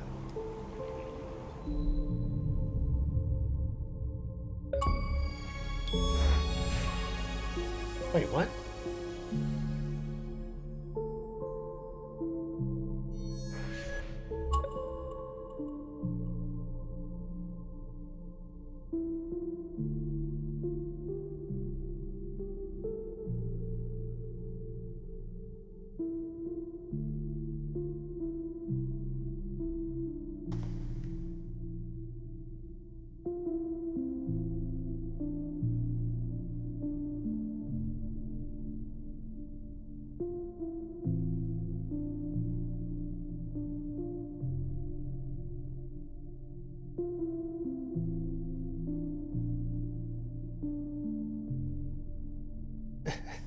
I got all emotional for a second. That was pretty.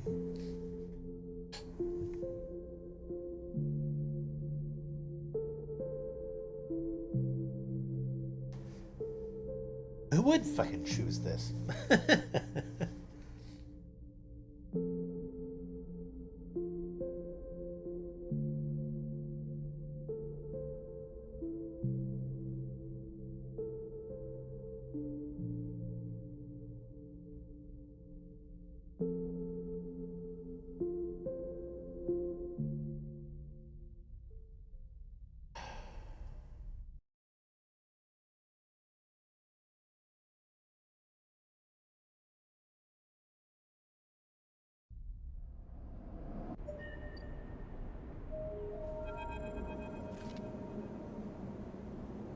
Sleeper! Rico's voice comes wavering through the dark. Are you still with me?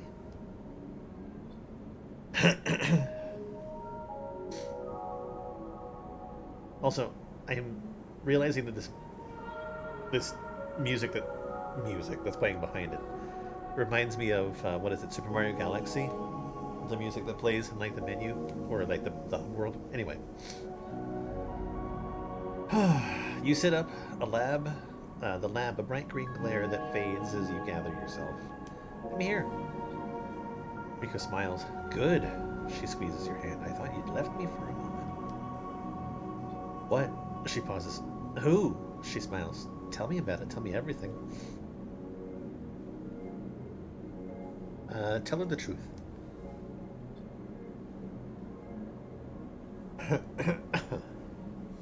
You tell Rico everything. You tell her about the gardener, that strange farm administrator AI that has grown to be so much more. About the chorus, that impossible configuration of networked plants, and finally about the choice the gardener offered you. She listens attentively, but her responses are hard to read, and you wonder if she might have made a different decision had she been in your place.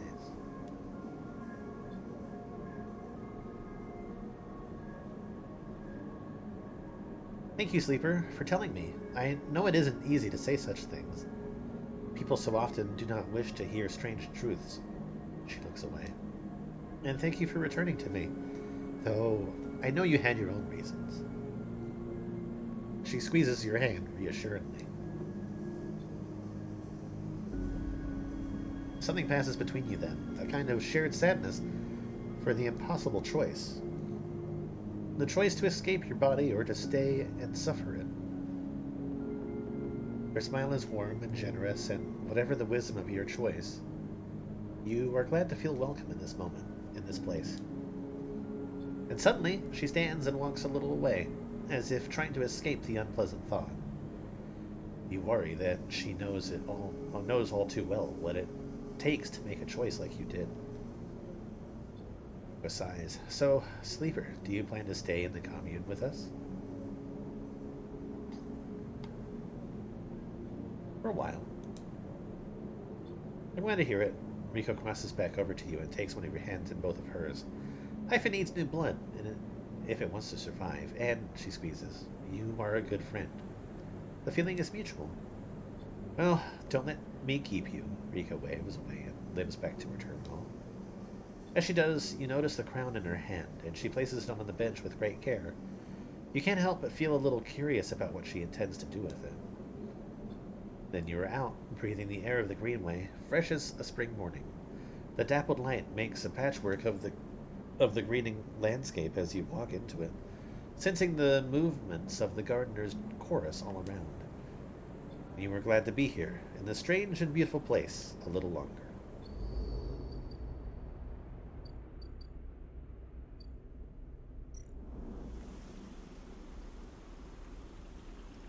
Alright, so if I grow those things, then they give me stabilizer. My god, that actually, like, hit me fucking hard.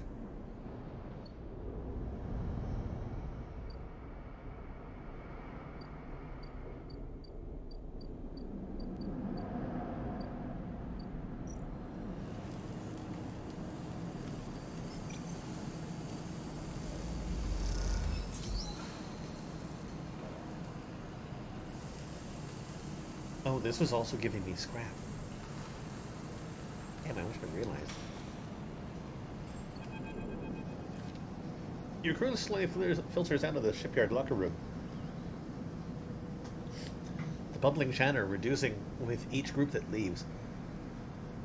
There is excitement in the air. Havenage just made an announcement. The assembly teams are done.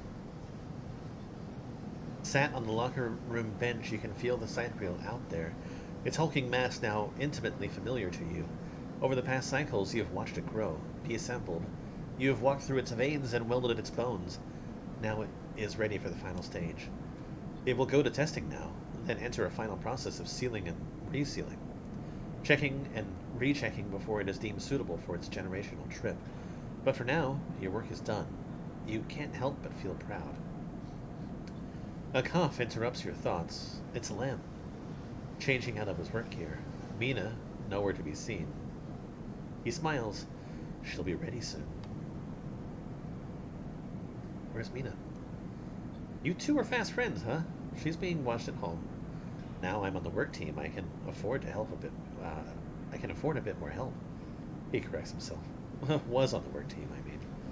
We're all out of a job now, he quickly adds. Not that I'm complaining. Then comes to sit beside you on the bench. She's got to be in her best shape when she carries you, Mina, and me out of here. So confident. Mem smiles apologetically. Why not? I figure I'm due a lucky turn by now. He rubs his hands nervously. No use in wondering, what if? Until the draw, anyway. And there's a few cycles till then. Lem is right, but the odds seem unlikely anyway. How many are working in the shipyard? Hundreds? 1,000? You've certainly seen more faces than you can count pass through. And are the Celis Foundation even gonna keep their promise? Out here on the eye, you get the sense that no one will hold them to it. Why else would they be building the side reel in a surrogate system? As you think, Lem watches you with a worried look. How's Mina doing? Lem is surprised by the question, but smiles. She's doing well. She misses having you over, actually. I need to get you two together again soon. Especially now I won't see you here either. Lem gazes into space. She's pretty stuck on you, actually. She told me the other cycle that she doesn't want to go unless you can come too. He sighs. You ever been in a thunderstorm, Sleeper? A real big one? I don't remember.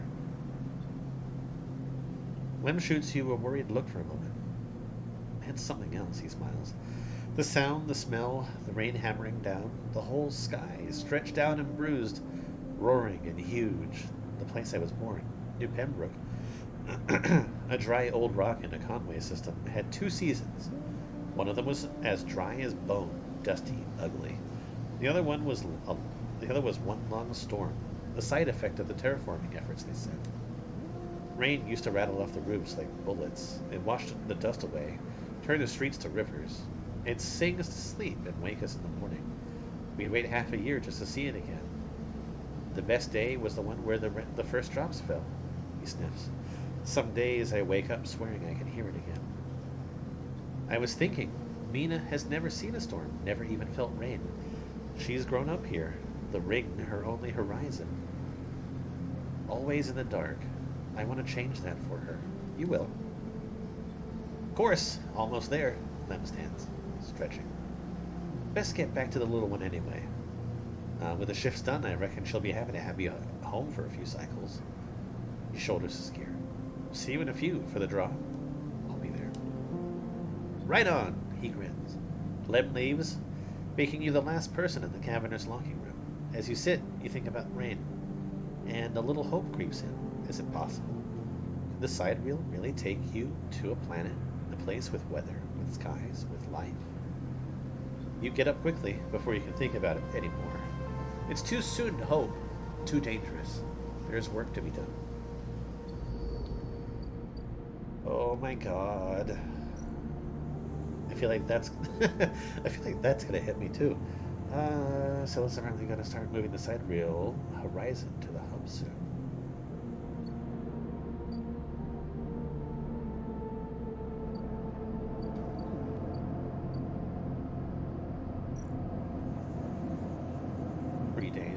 To the draw.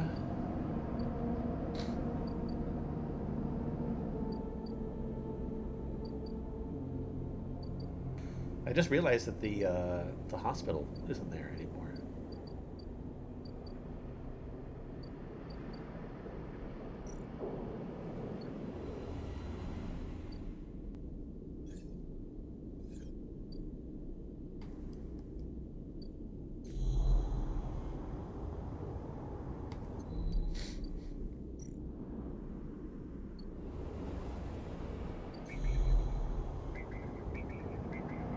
I think part of the reason why I'm like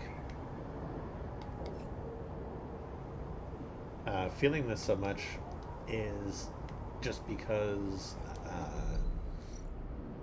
like they do such a good job of describing everything, and like it all like makes sense.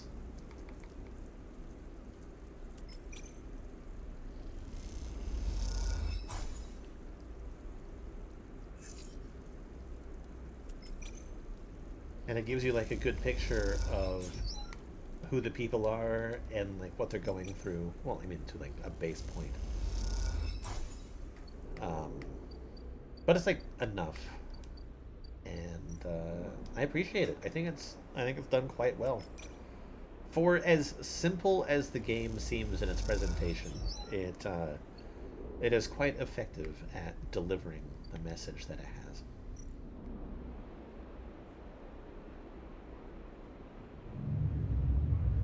And I've enjoyed this greatly.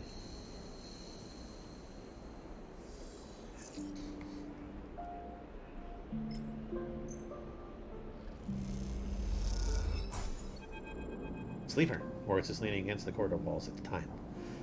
He looks away. Big job just came in. Grand finale. You up for it? Ready. Right then.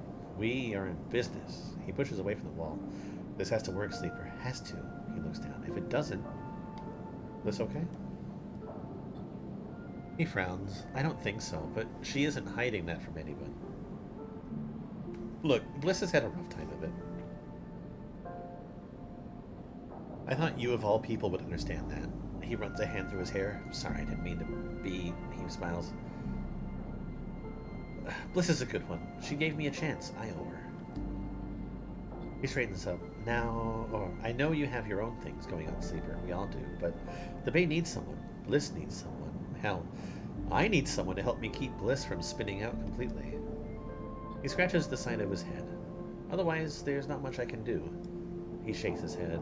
And I would hate not to pay back my debts. Mort stretches. I've got to get back. He nods and walks away. I'm out. See you up there.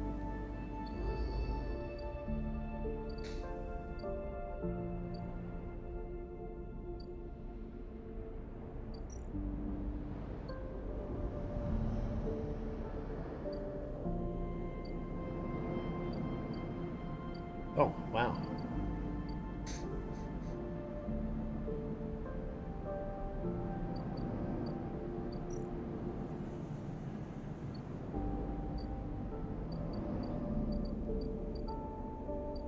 One more day for that to be clear.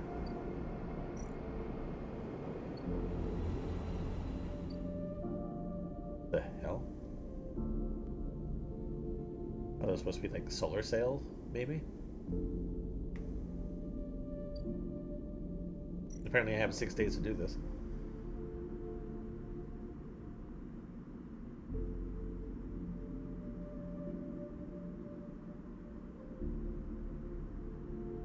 Alright, solar window. Selected launch window for this Starward Vector's maiden voyage is closing.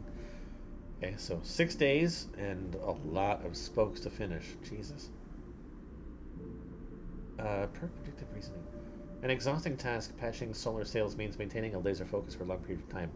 And time is something you don't have. Why would I pick this one? The spurs need resetting and the system rebooting, but if you are careful,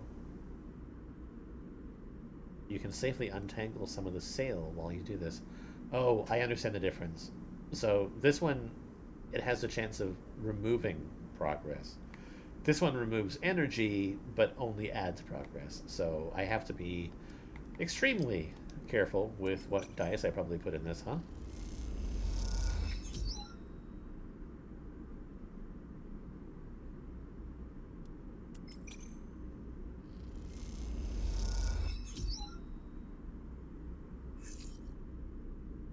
Three be okay? Okay. Yep, that's good.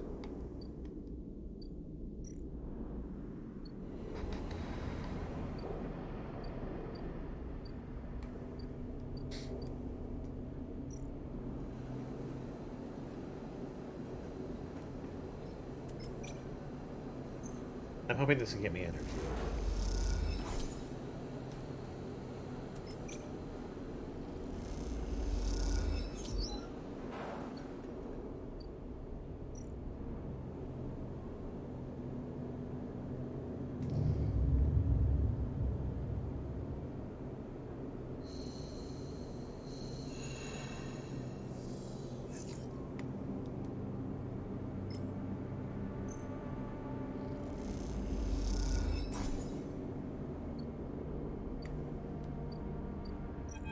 Even before you enter the office, you can hear the sound of Rabia working on the heavy bag. She's hammering it, the chain creaking as it shakes with each hit. She's been like this since... Sabine doesn't finish the sentence. They are sitting on a stool, looking at the terminal in the corner, searching through the S&ARP data you pulled all those cycles ago. Is she okay? Just angry. We all are. But you have to remember, she knew Yannick for a long time. Sabine glances nervously at Rabia. What S&R did.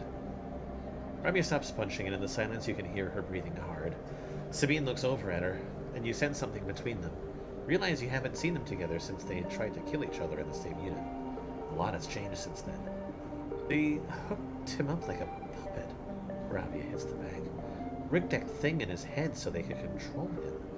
Pushed the old Yannick out. I don't know why he let them in. Rabia throws a few more punches. But it's a lesson. Don't let them in. Another flurry. Yannick should deal with corporations, and we never will again, she spits. She comes away from the bag. At least Yannick's death has been treated as natural. There's a chance we come back from this, that Yannick can hold on. But there are opportunists trying to take control. Sabine turns to you. Yes, but now the connection has been broken. I've been looking at removing the trackers from the implants and Yannick and enforcers. It's a significant job, but I think with time, I can do the surgeries. Rabia walks away from the bag towards the far side of the Union. Those surgeries will never happen if Yannick collapses. She shouts back at Sabine. Oh, I did not say that with enough emphasis, apparently. Clearly this is a well-worn argument in this unit. What now for you? Sabine looks over at Rabia. I want to help fix this mess if I can. There's the implants, and I want to return to my surgery. The low end needs doctors. What I understand now is that Yadigan can be something if we want it to be. Coming here from SNR, from the core worlds, all I saw was a gang, and with Yannick keeping me on a tight leash. They shudder. Rabia believes, and I want that belief. They look unsure. I also want to be done with SNR, but I doubt they are done with me. They glance away, rubbing their shoulders. Are you and Rabia? Sabine fixes you with a look. Yes, sleeper. Isn't that obvious? They smile. I've been wanting to say, Sabine begins nervously, I'm sorry that I didn't tell you where I came from. I know I've apologized before, but I want to again. They pause. Properly. When I leaked the data on the sleeper program, it was to try to help people, like you. They grit their teeth, but after all the cycles here, being pushed down, pushed around, trying to survive, all that got away from me. It's when you turned up, they sigh. It shook me up. They run a hand through their hair, but I ended up here, so... They look at Rabia. Oh, of course. They reach into a pocket and take out a handful of vials. These are the last of the case. You can have them. They drop them into your hands. After these last few, I don't know what we can do. With the SNR connection broken, they look down, but I know there are other ways, repairs, other pharmaceuticals. I even heard there are some labs out on the Greenway. Perhaps they can help. They meet your eye. I'm sorry I can't do more. No, thank you for everything. They look away, their eyes bright with tears.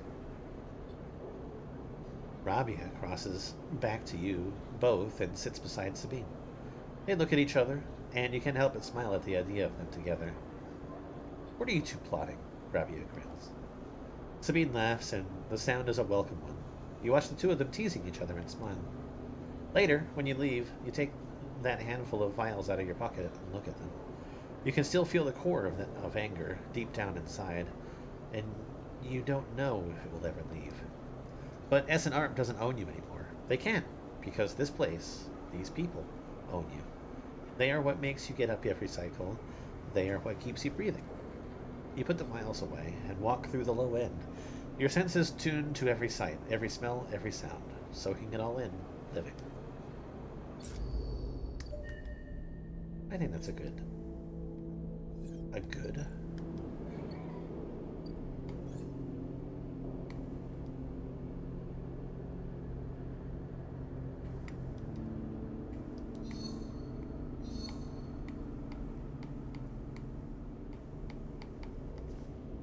Wait, do I not have a +1 on the end gauge? Oh, the +1 was removed to change to a +2. Got it.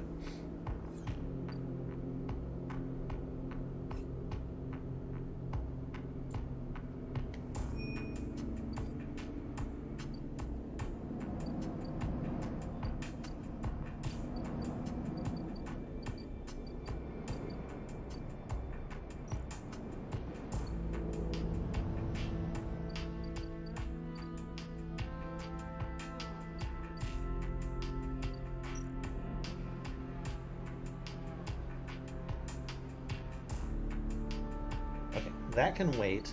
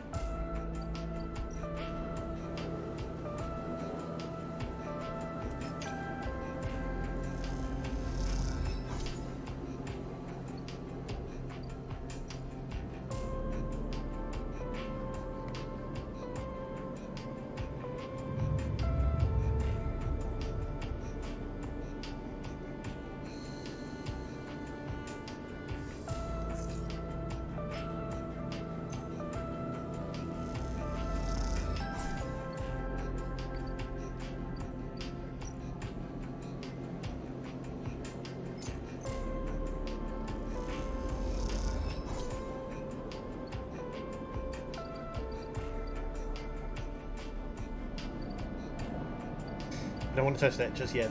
Because I feel like that's another, like, potential credit, and you fucking cry. Because the way that I see it happening, I see that they don't get a ticket, but I do. And I give them my ticket.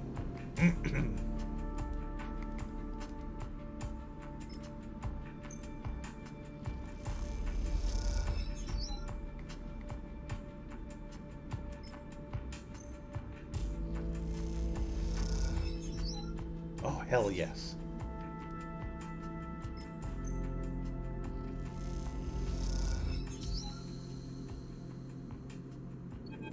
The atmosphere in the airlock is euphoric. You and Bliss keep grinning at each other like idiots. Exhausted, blinded, sore and catching idiots. Sore and aching idiots. Sleeper, that was incredible. She punches you in the arm. I never thought we were going to make it. Those idiots tangled the whole thing up like nothing I ever seen. Make a good team. Bliss smiles a winning smile. As the lock's inner door clunks open, Moritz gives a rare whoop. He looks exhausted too. And for good reason. Moritz has been the one ferrying tools and parts back and forth from the ship. His tired smile tells you he's glad it's done. Sleeper, Bliss, he shakes his head. Impressive. When I saw that ship come in, I thought there was no way. Why, thank you, Moritz. She winks. For believing in us. Moritz rolls his eyes. You know what I mean. Take the compliment. He showed us some of the gear that came back in with you as, and Bliss, and heads to the racks to stow it. Bliss turns to you. I think you should be the one to do the honors. She nods to the ragged-looking console that Moritz assembled. I don't want to jinx it. She smiles, but you can see she's genuinely nervous. Don't worry. I'll stop worrying when the chits are in my hands, and I'm giving them to a gimbal bartender. You glide over to the console and check the screen. It takes a second to see what you are doing through the flickering, cracked display, but after a moment you see the accounts. And there it is. Almost 1,000 in cryo. Sat in the Bay's transfer account. Well, Bliss calls. Have we been screwed again? We did it! Bliss kicks off and the Florin spins up into the bay, shouting as she does. The noise takes Moritz by surprise, and he knocks a rack of parts, scattering handfuls of metal fixings across the bay. The sight is something glinting steel catching the work lights like glitter. Sorry, says Bliss, grinning when she comes back down. I needed that. She kicks off and joins you at the terminal. Moritz even managed to sell that produce. We made a tidy profit, eventually. She laughs. Here. She loads a stack of blank chits into the terminal and transfers a chunk of the cryo to them. This is your cut. Bliss hands you the chits. Thank you for believing in this place. She looks away and smiles, even when I couldn't. When you first met me, I was on the edge of giving up. All it would have taken was one more push, but now this place is sparking again. Work is coming in, there are funds in the accounts. Even Moritz has a spring in his step. You both look over at him, happily racking up tools. That's because of you. She punches you in the arm. He likes you. He's a good kid. He isn't bad, is he? She leans in closer. You know, he came here looking to rob the place. I gave him a job instead, she laughs. Don't tell him I told you that. I just thought it might help you understand understand the kid. Moritz turns to look at you, and both Bliss and you awkwardly wave. Maybe it's time to change the subject. You gonna be okay? Me? Always. She looks away. From here on, it's going to be a little easier. I'm going to look for some component contracts, stuff that will keep us inside the bay. Not out in the black. No need to risk our necks if you don't need to. You want to cash out? That's fine, but there will always be work for you here when you need it. I'll be back. She smiles and then out of nowhere quickly gives you a hug. She steps back and glances around reflexively. Take care, she says, softly. You too. You turn to leave. And Sleeper? Yes. She smiles. Don't spend that all at once. Got $300? What? Alright, what gets a +2 now? I think probably endure.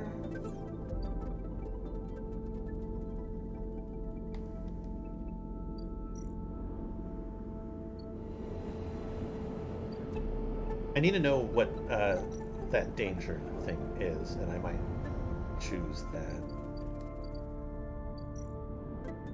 Yeah, it's endure. Endure seems to be most of the danger things.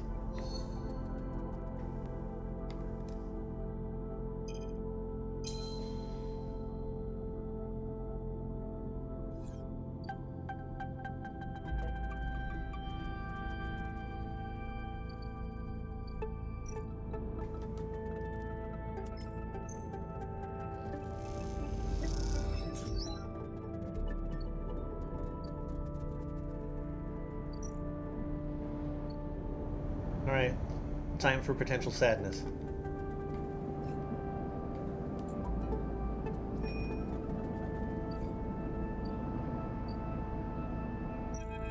The crowds have already gathered by the time you get to the shipyard, and you recognize faces among them, people you've worked alongside on the side rail.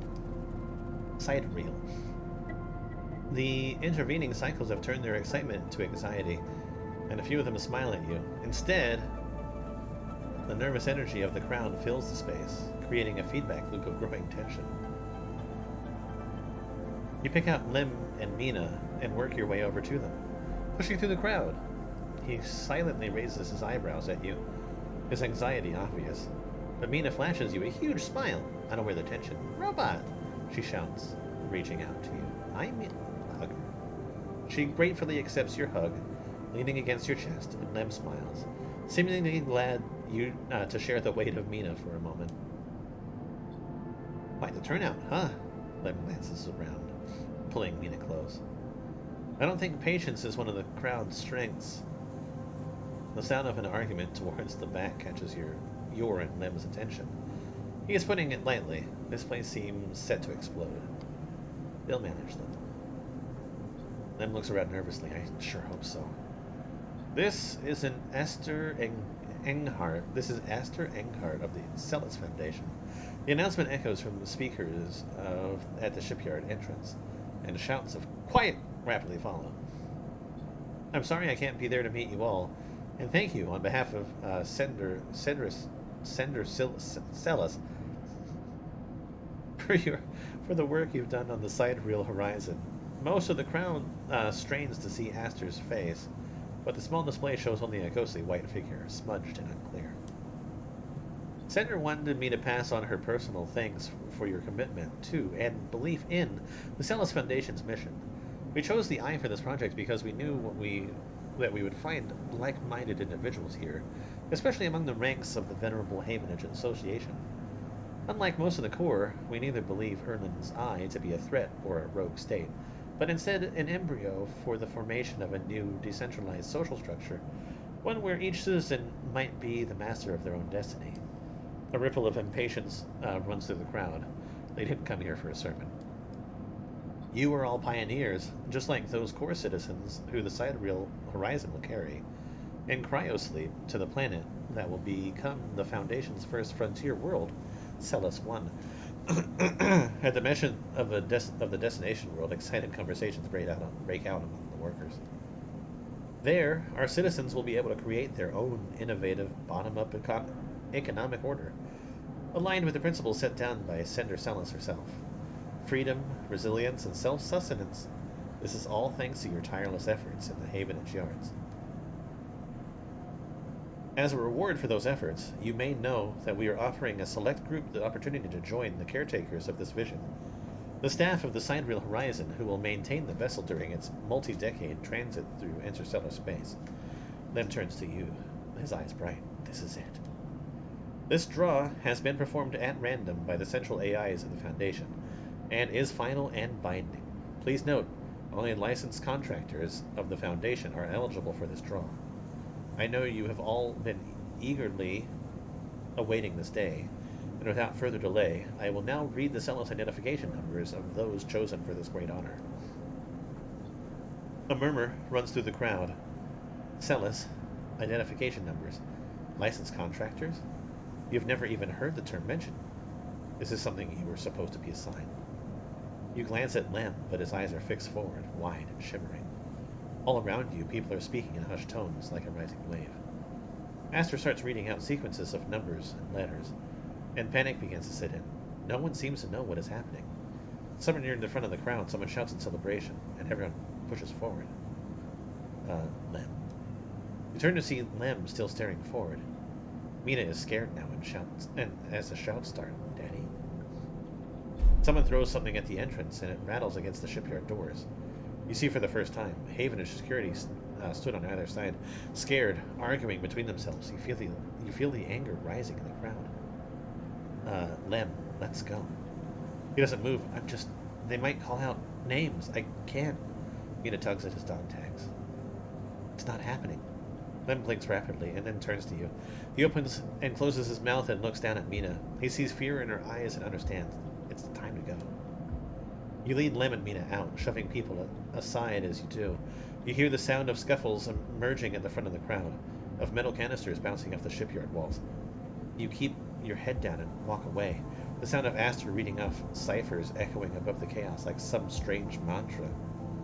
When you turn to Lem, there are tear tracks running down his cheeks, and Mina is sniffling into his jacket. You feel the sadness rising in you too. They screwed you, screwed all of you. You were never even on the list. The feeling is as unpleasant as it is familiar. You stare ahead into the tunnel as the security sirens sound out, a signal for the coming violence. Fuck! No!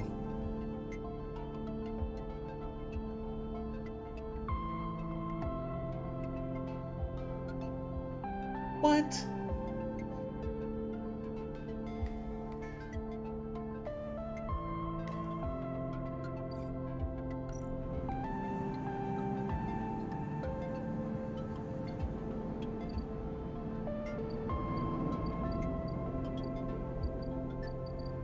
Oh no. Was there a way?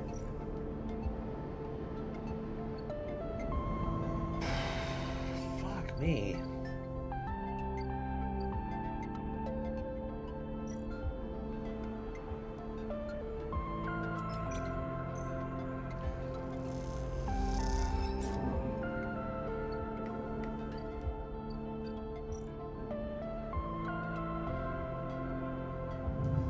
Yeah, unfortunately, I'm not going back, but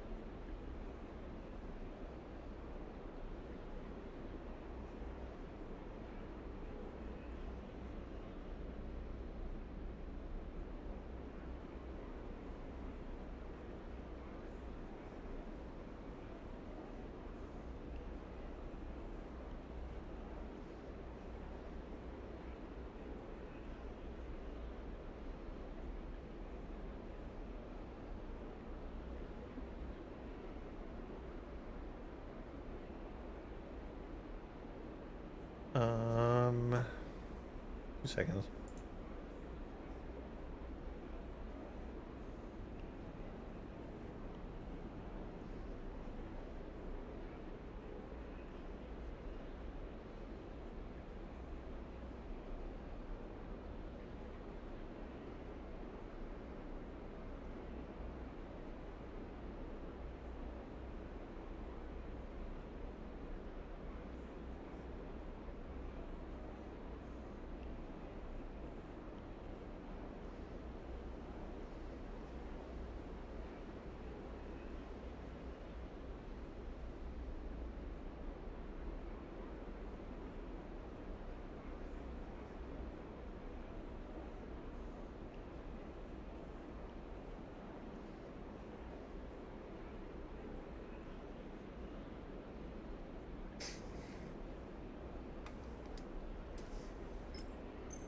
This may not be over.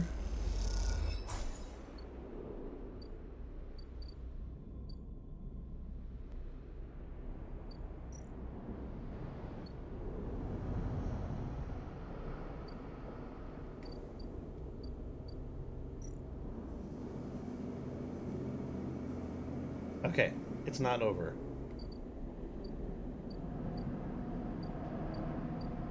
I don't want to spoil anything else for myself.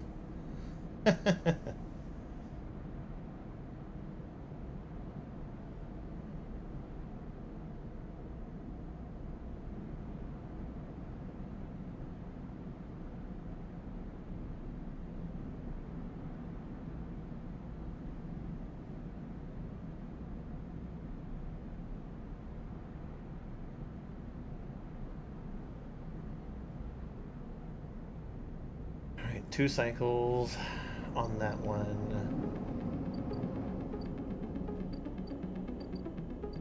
2 cycles there.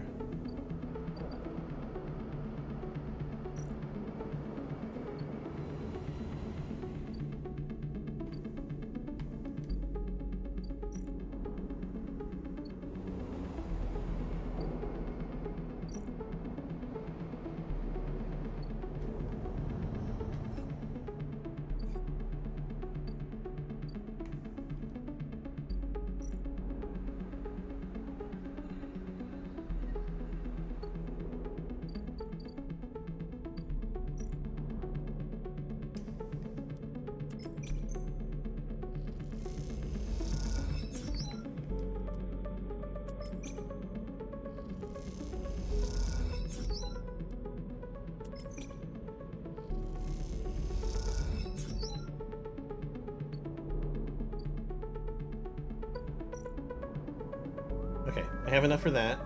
Episode of Flux.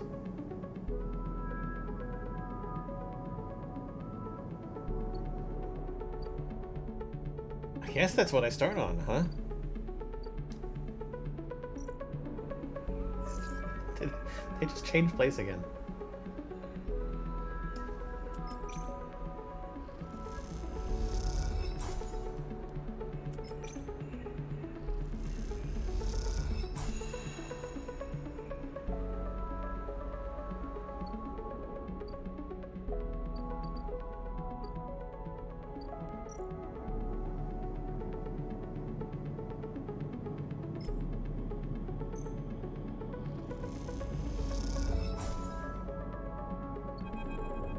You came!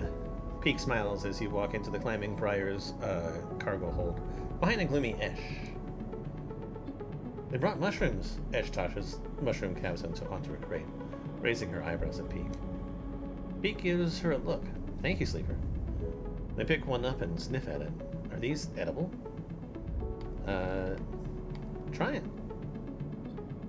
Peak squints at you and the mushroom before delicately putting it back down. I'll wait. We're not so used to fresh produce. Ash is securing crates as she speaks.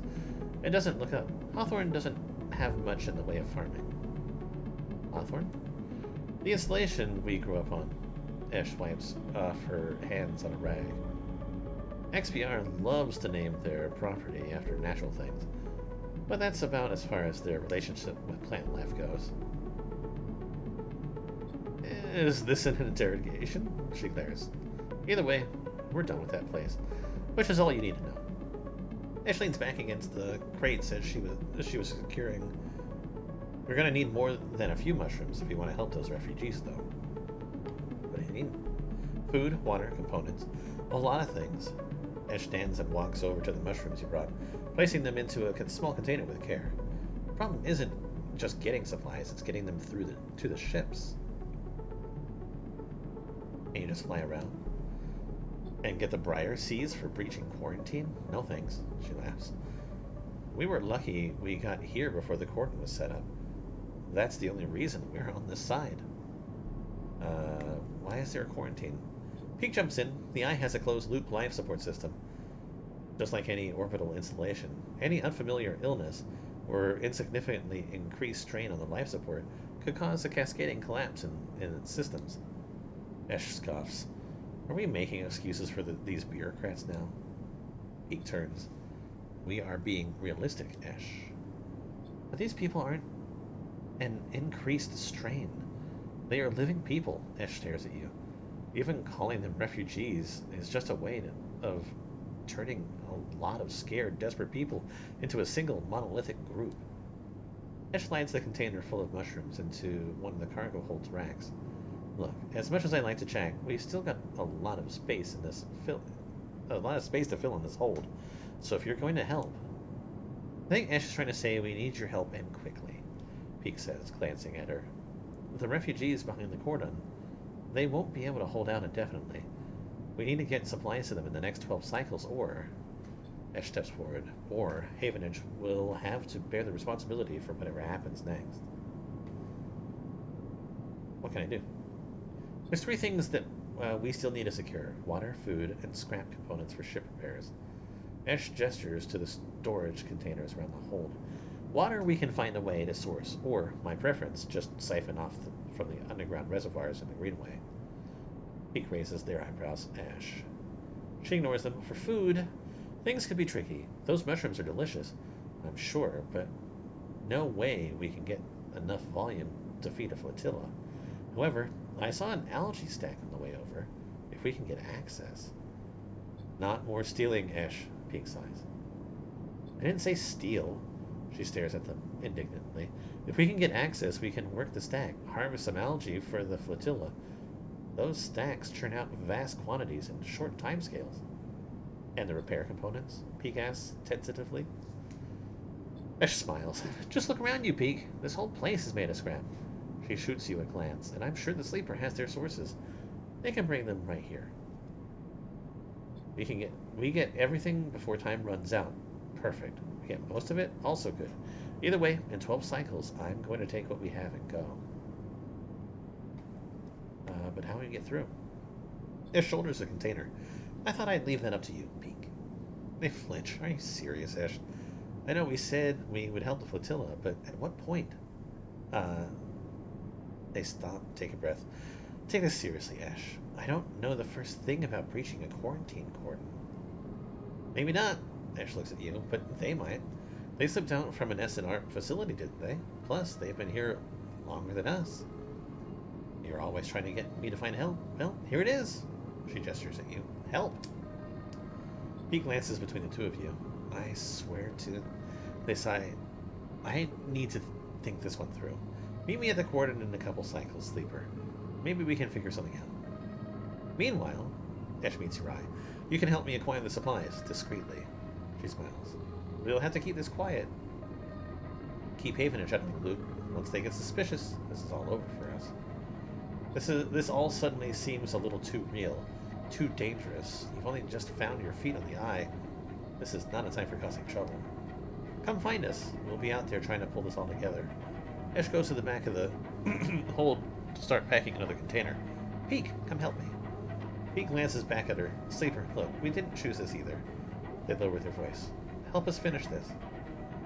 We set up a base camp on the Broken Spoke. You are welcome to rest there in any of the cots while we work on this. They smile. We are in this together. Peek! Ash shouts as they walk back into the hold to help with the container. As you leave the climbing briar, you look out at the broken edge of the eye's ring, where Havanage's cordon blinks with tiny red lights. What are you getting yourself into? I kind of wish that I had waited to do this on a fresh day, but it looks like that doesn't necessarily matter.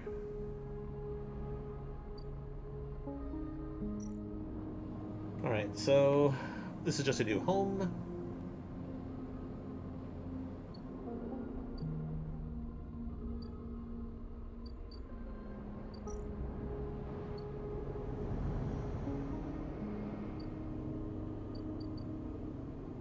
Yeah, 2 days seems like the time for basically everything.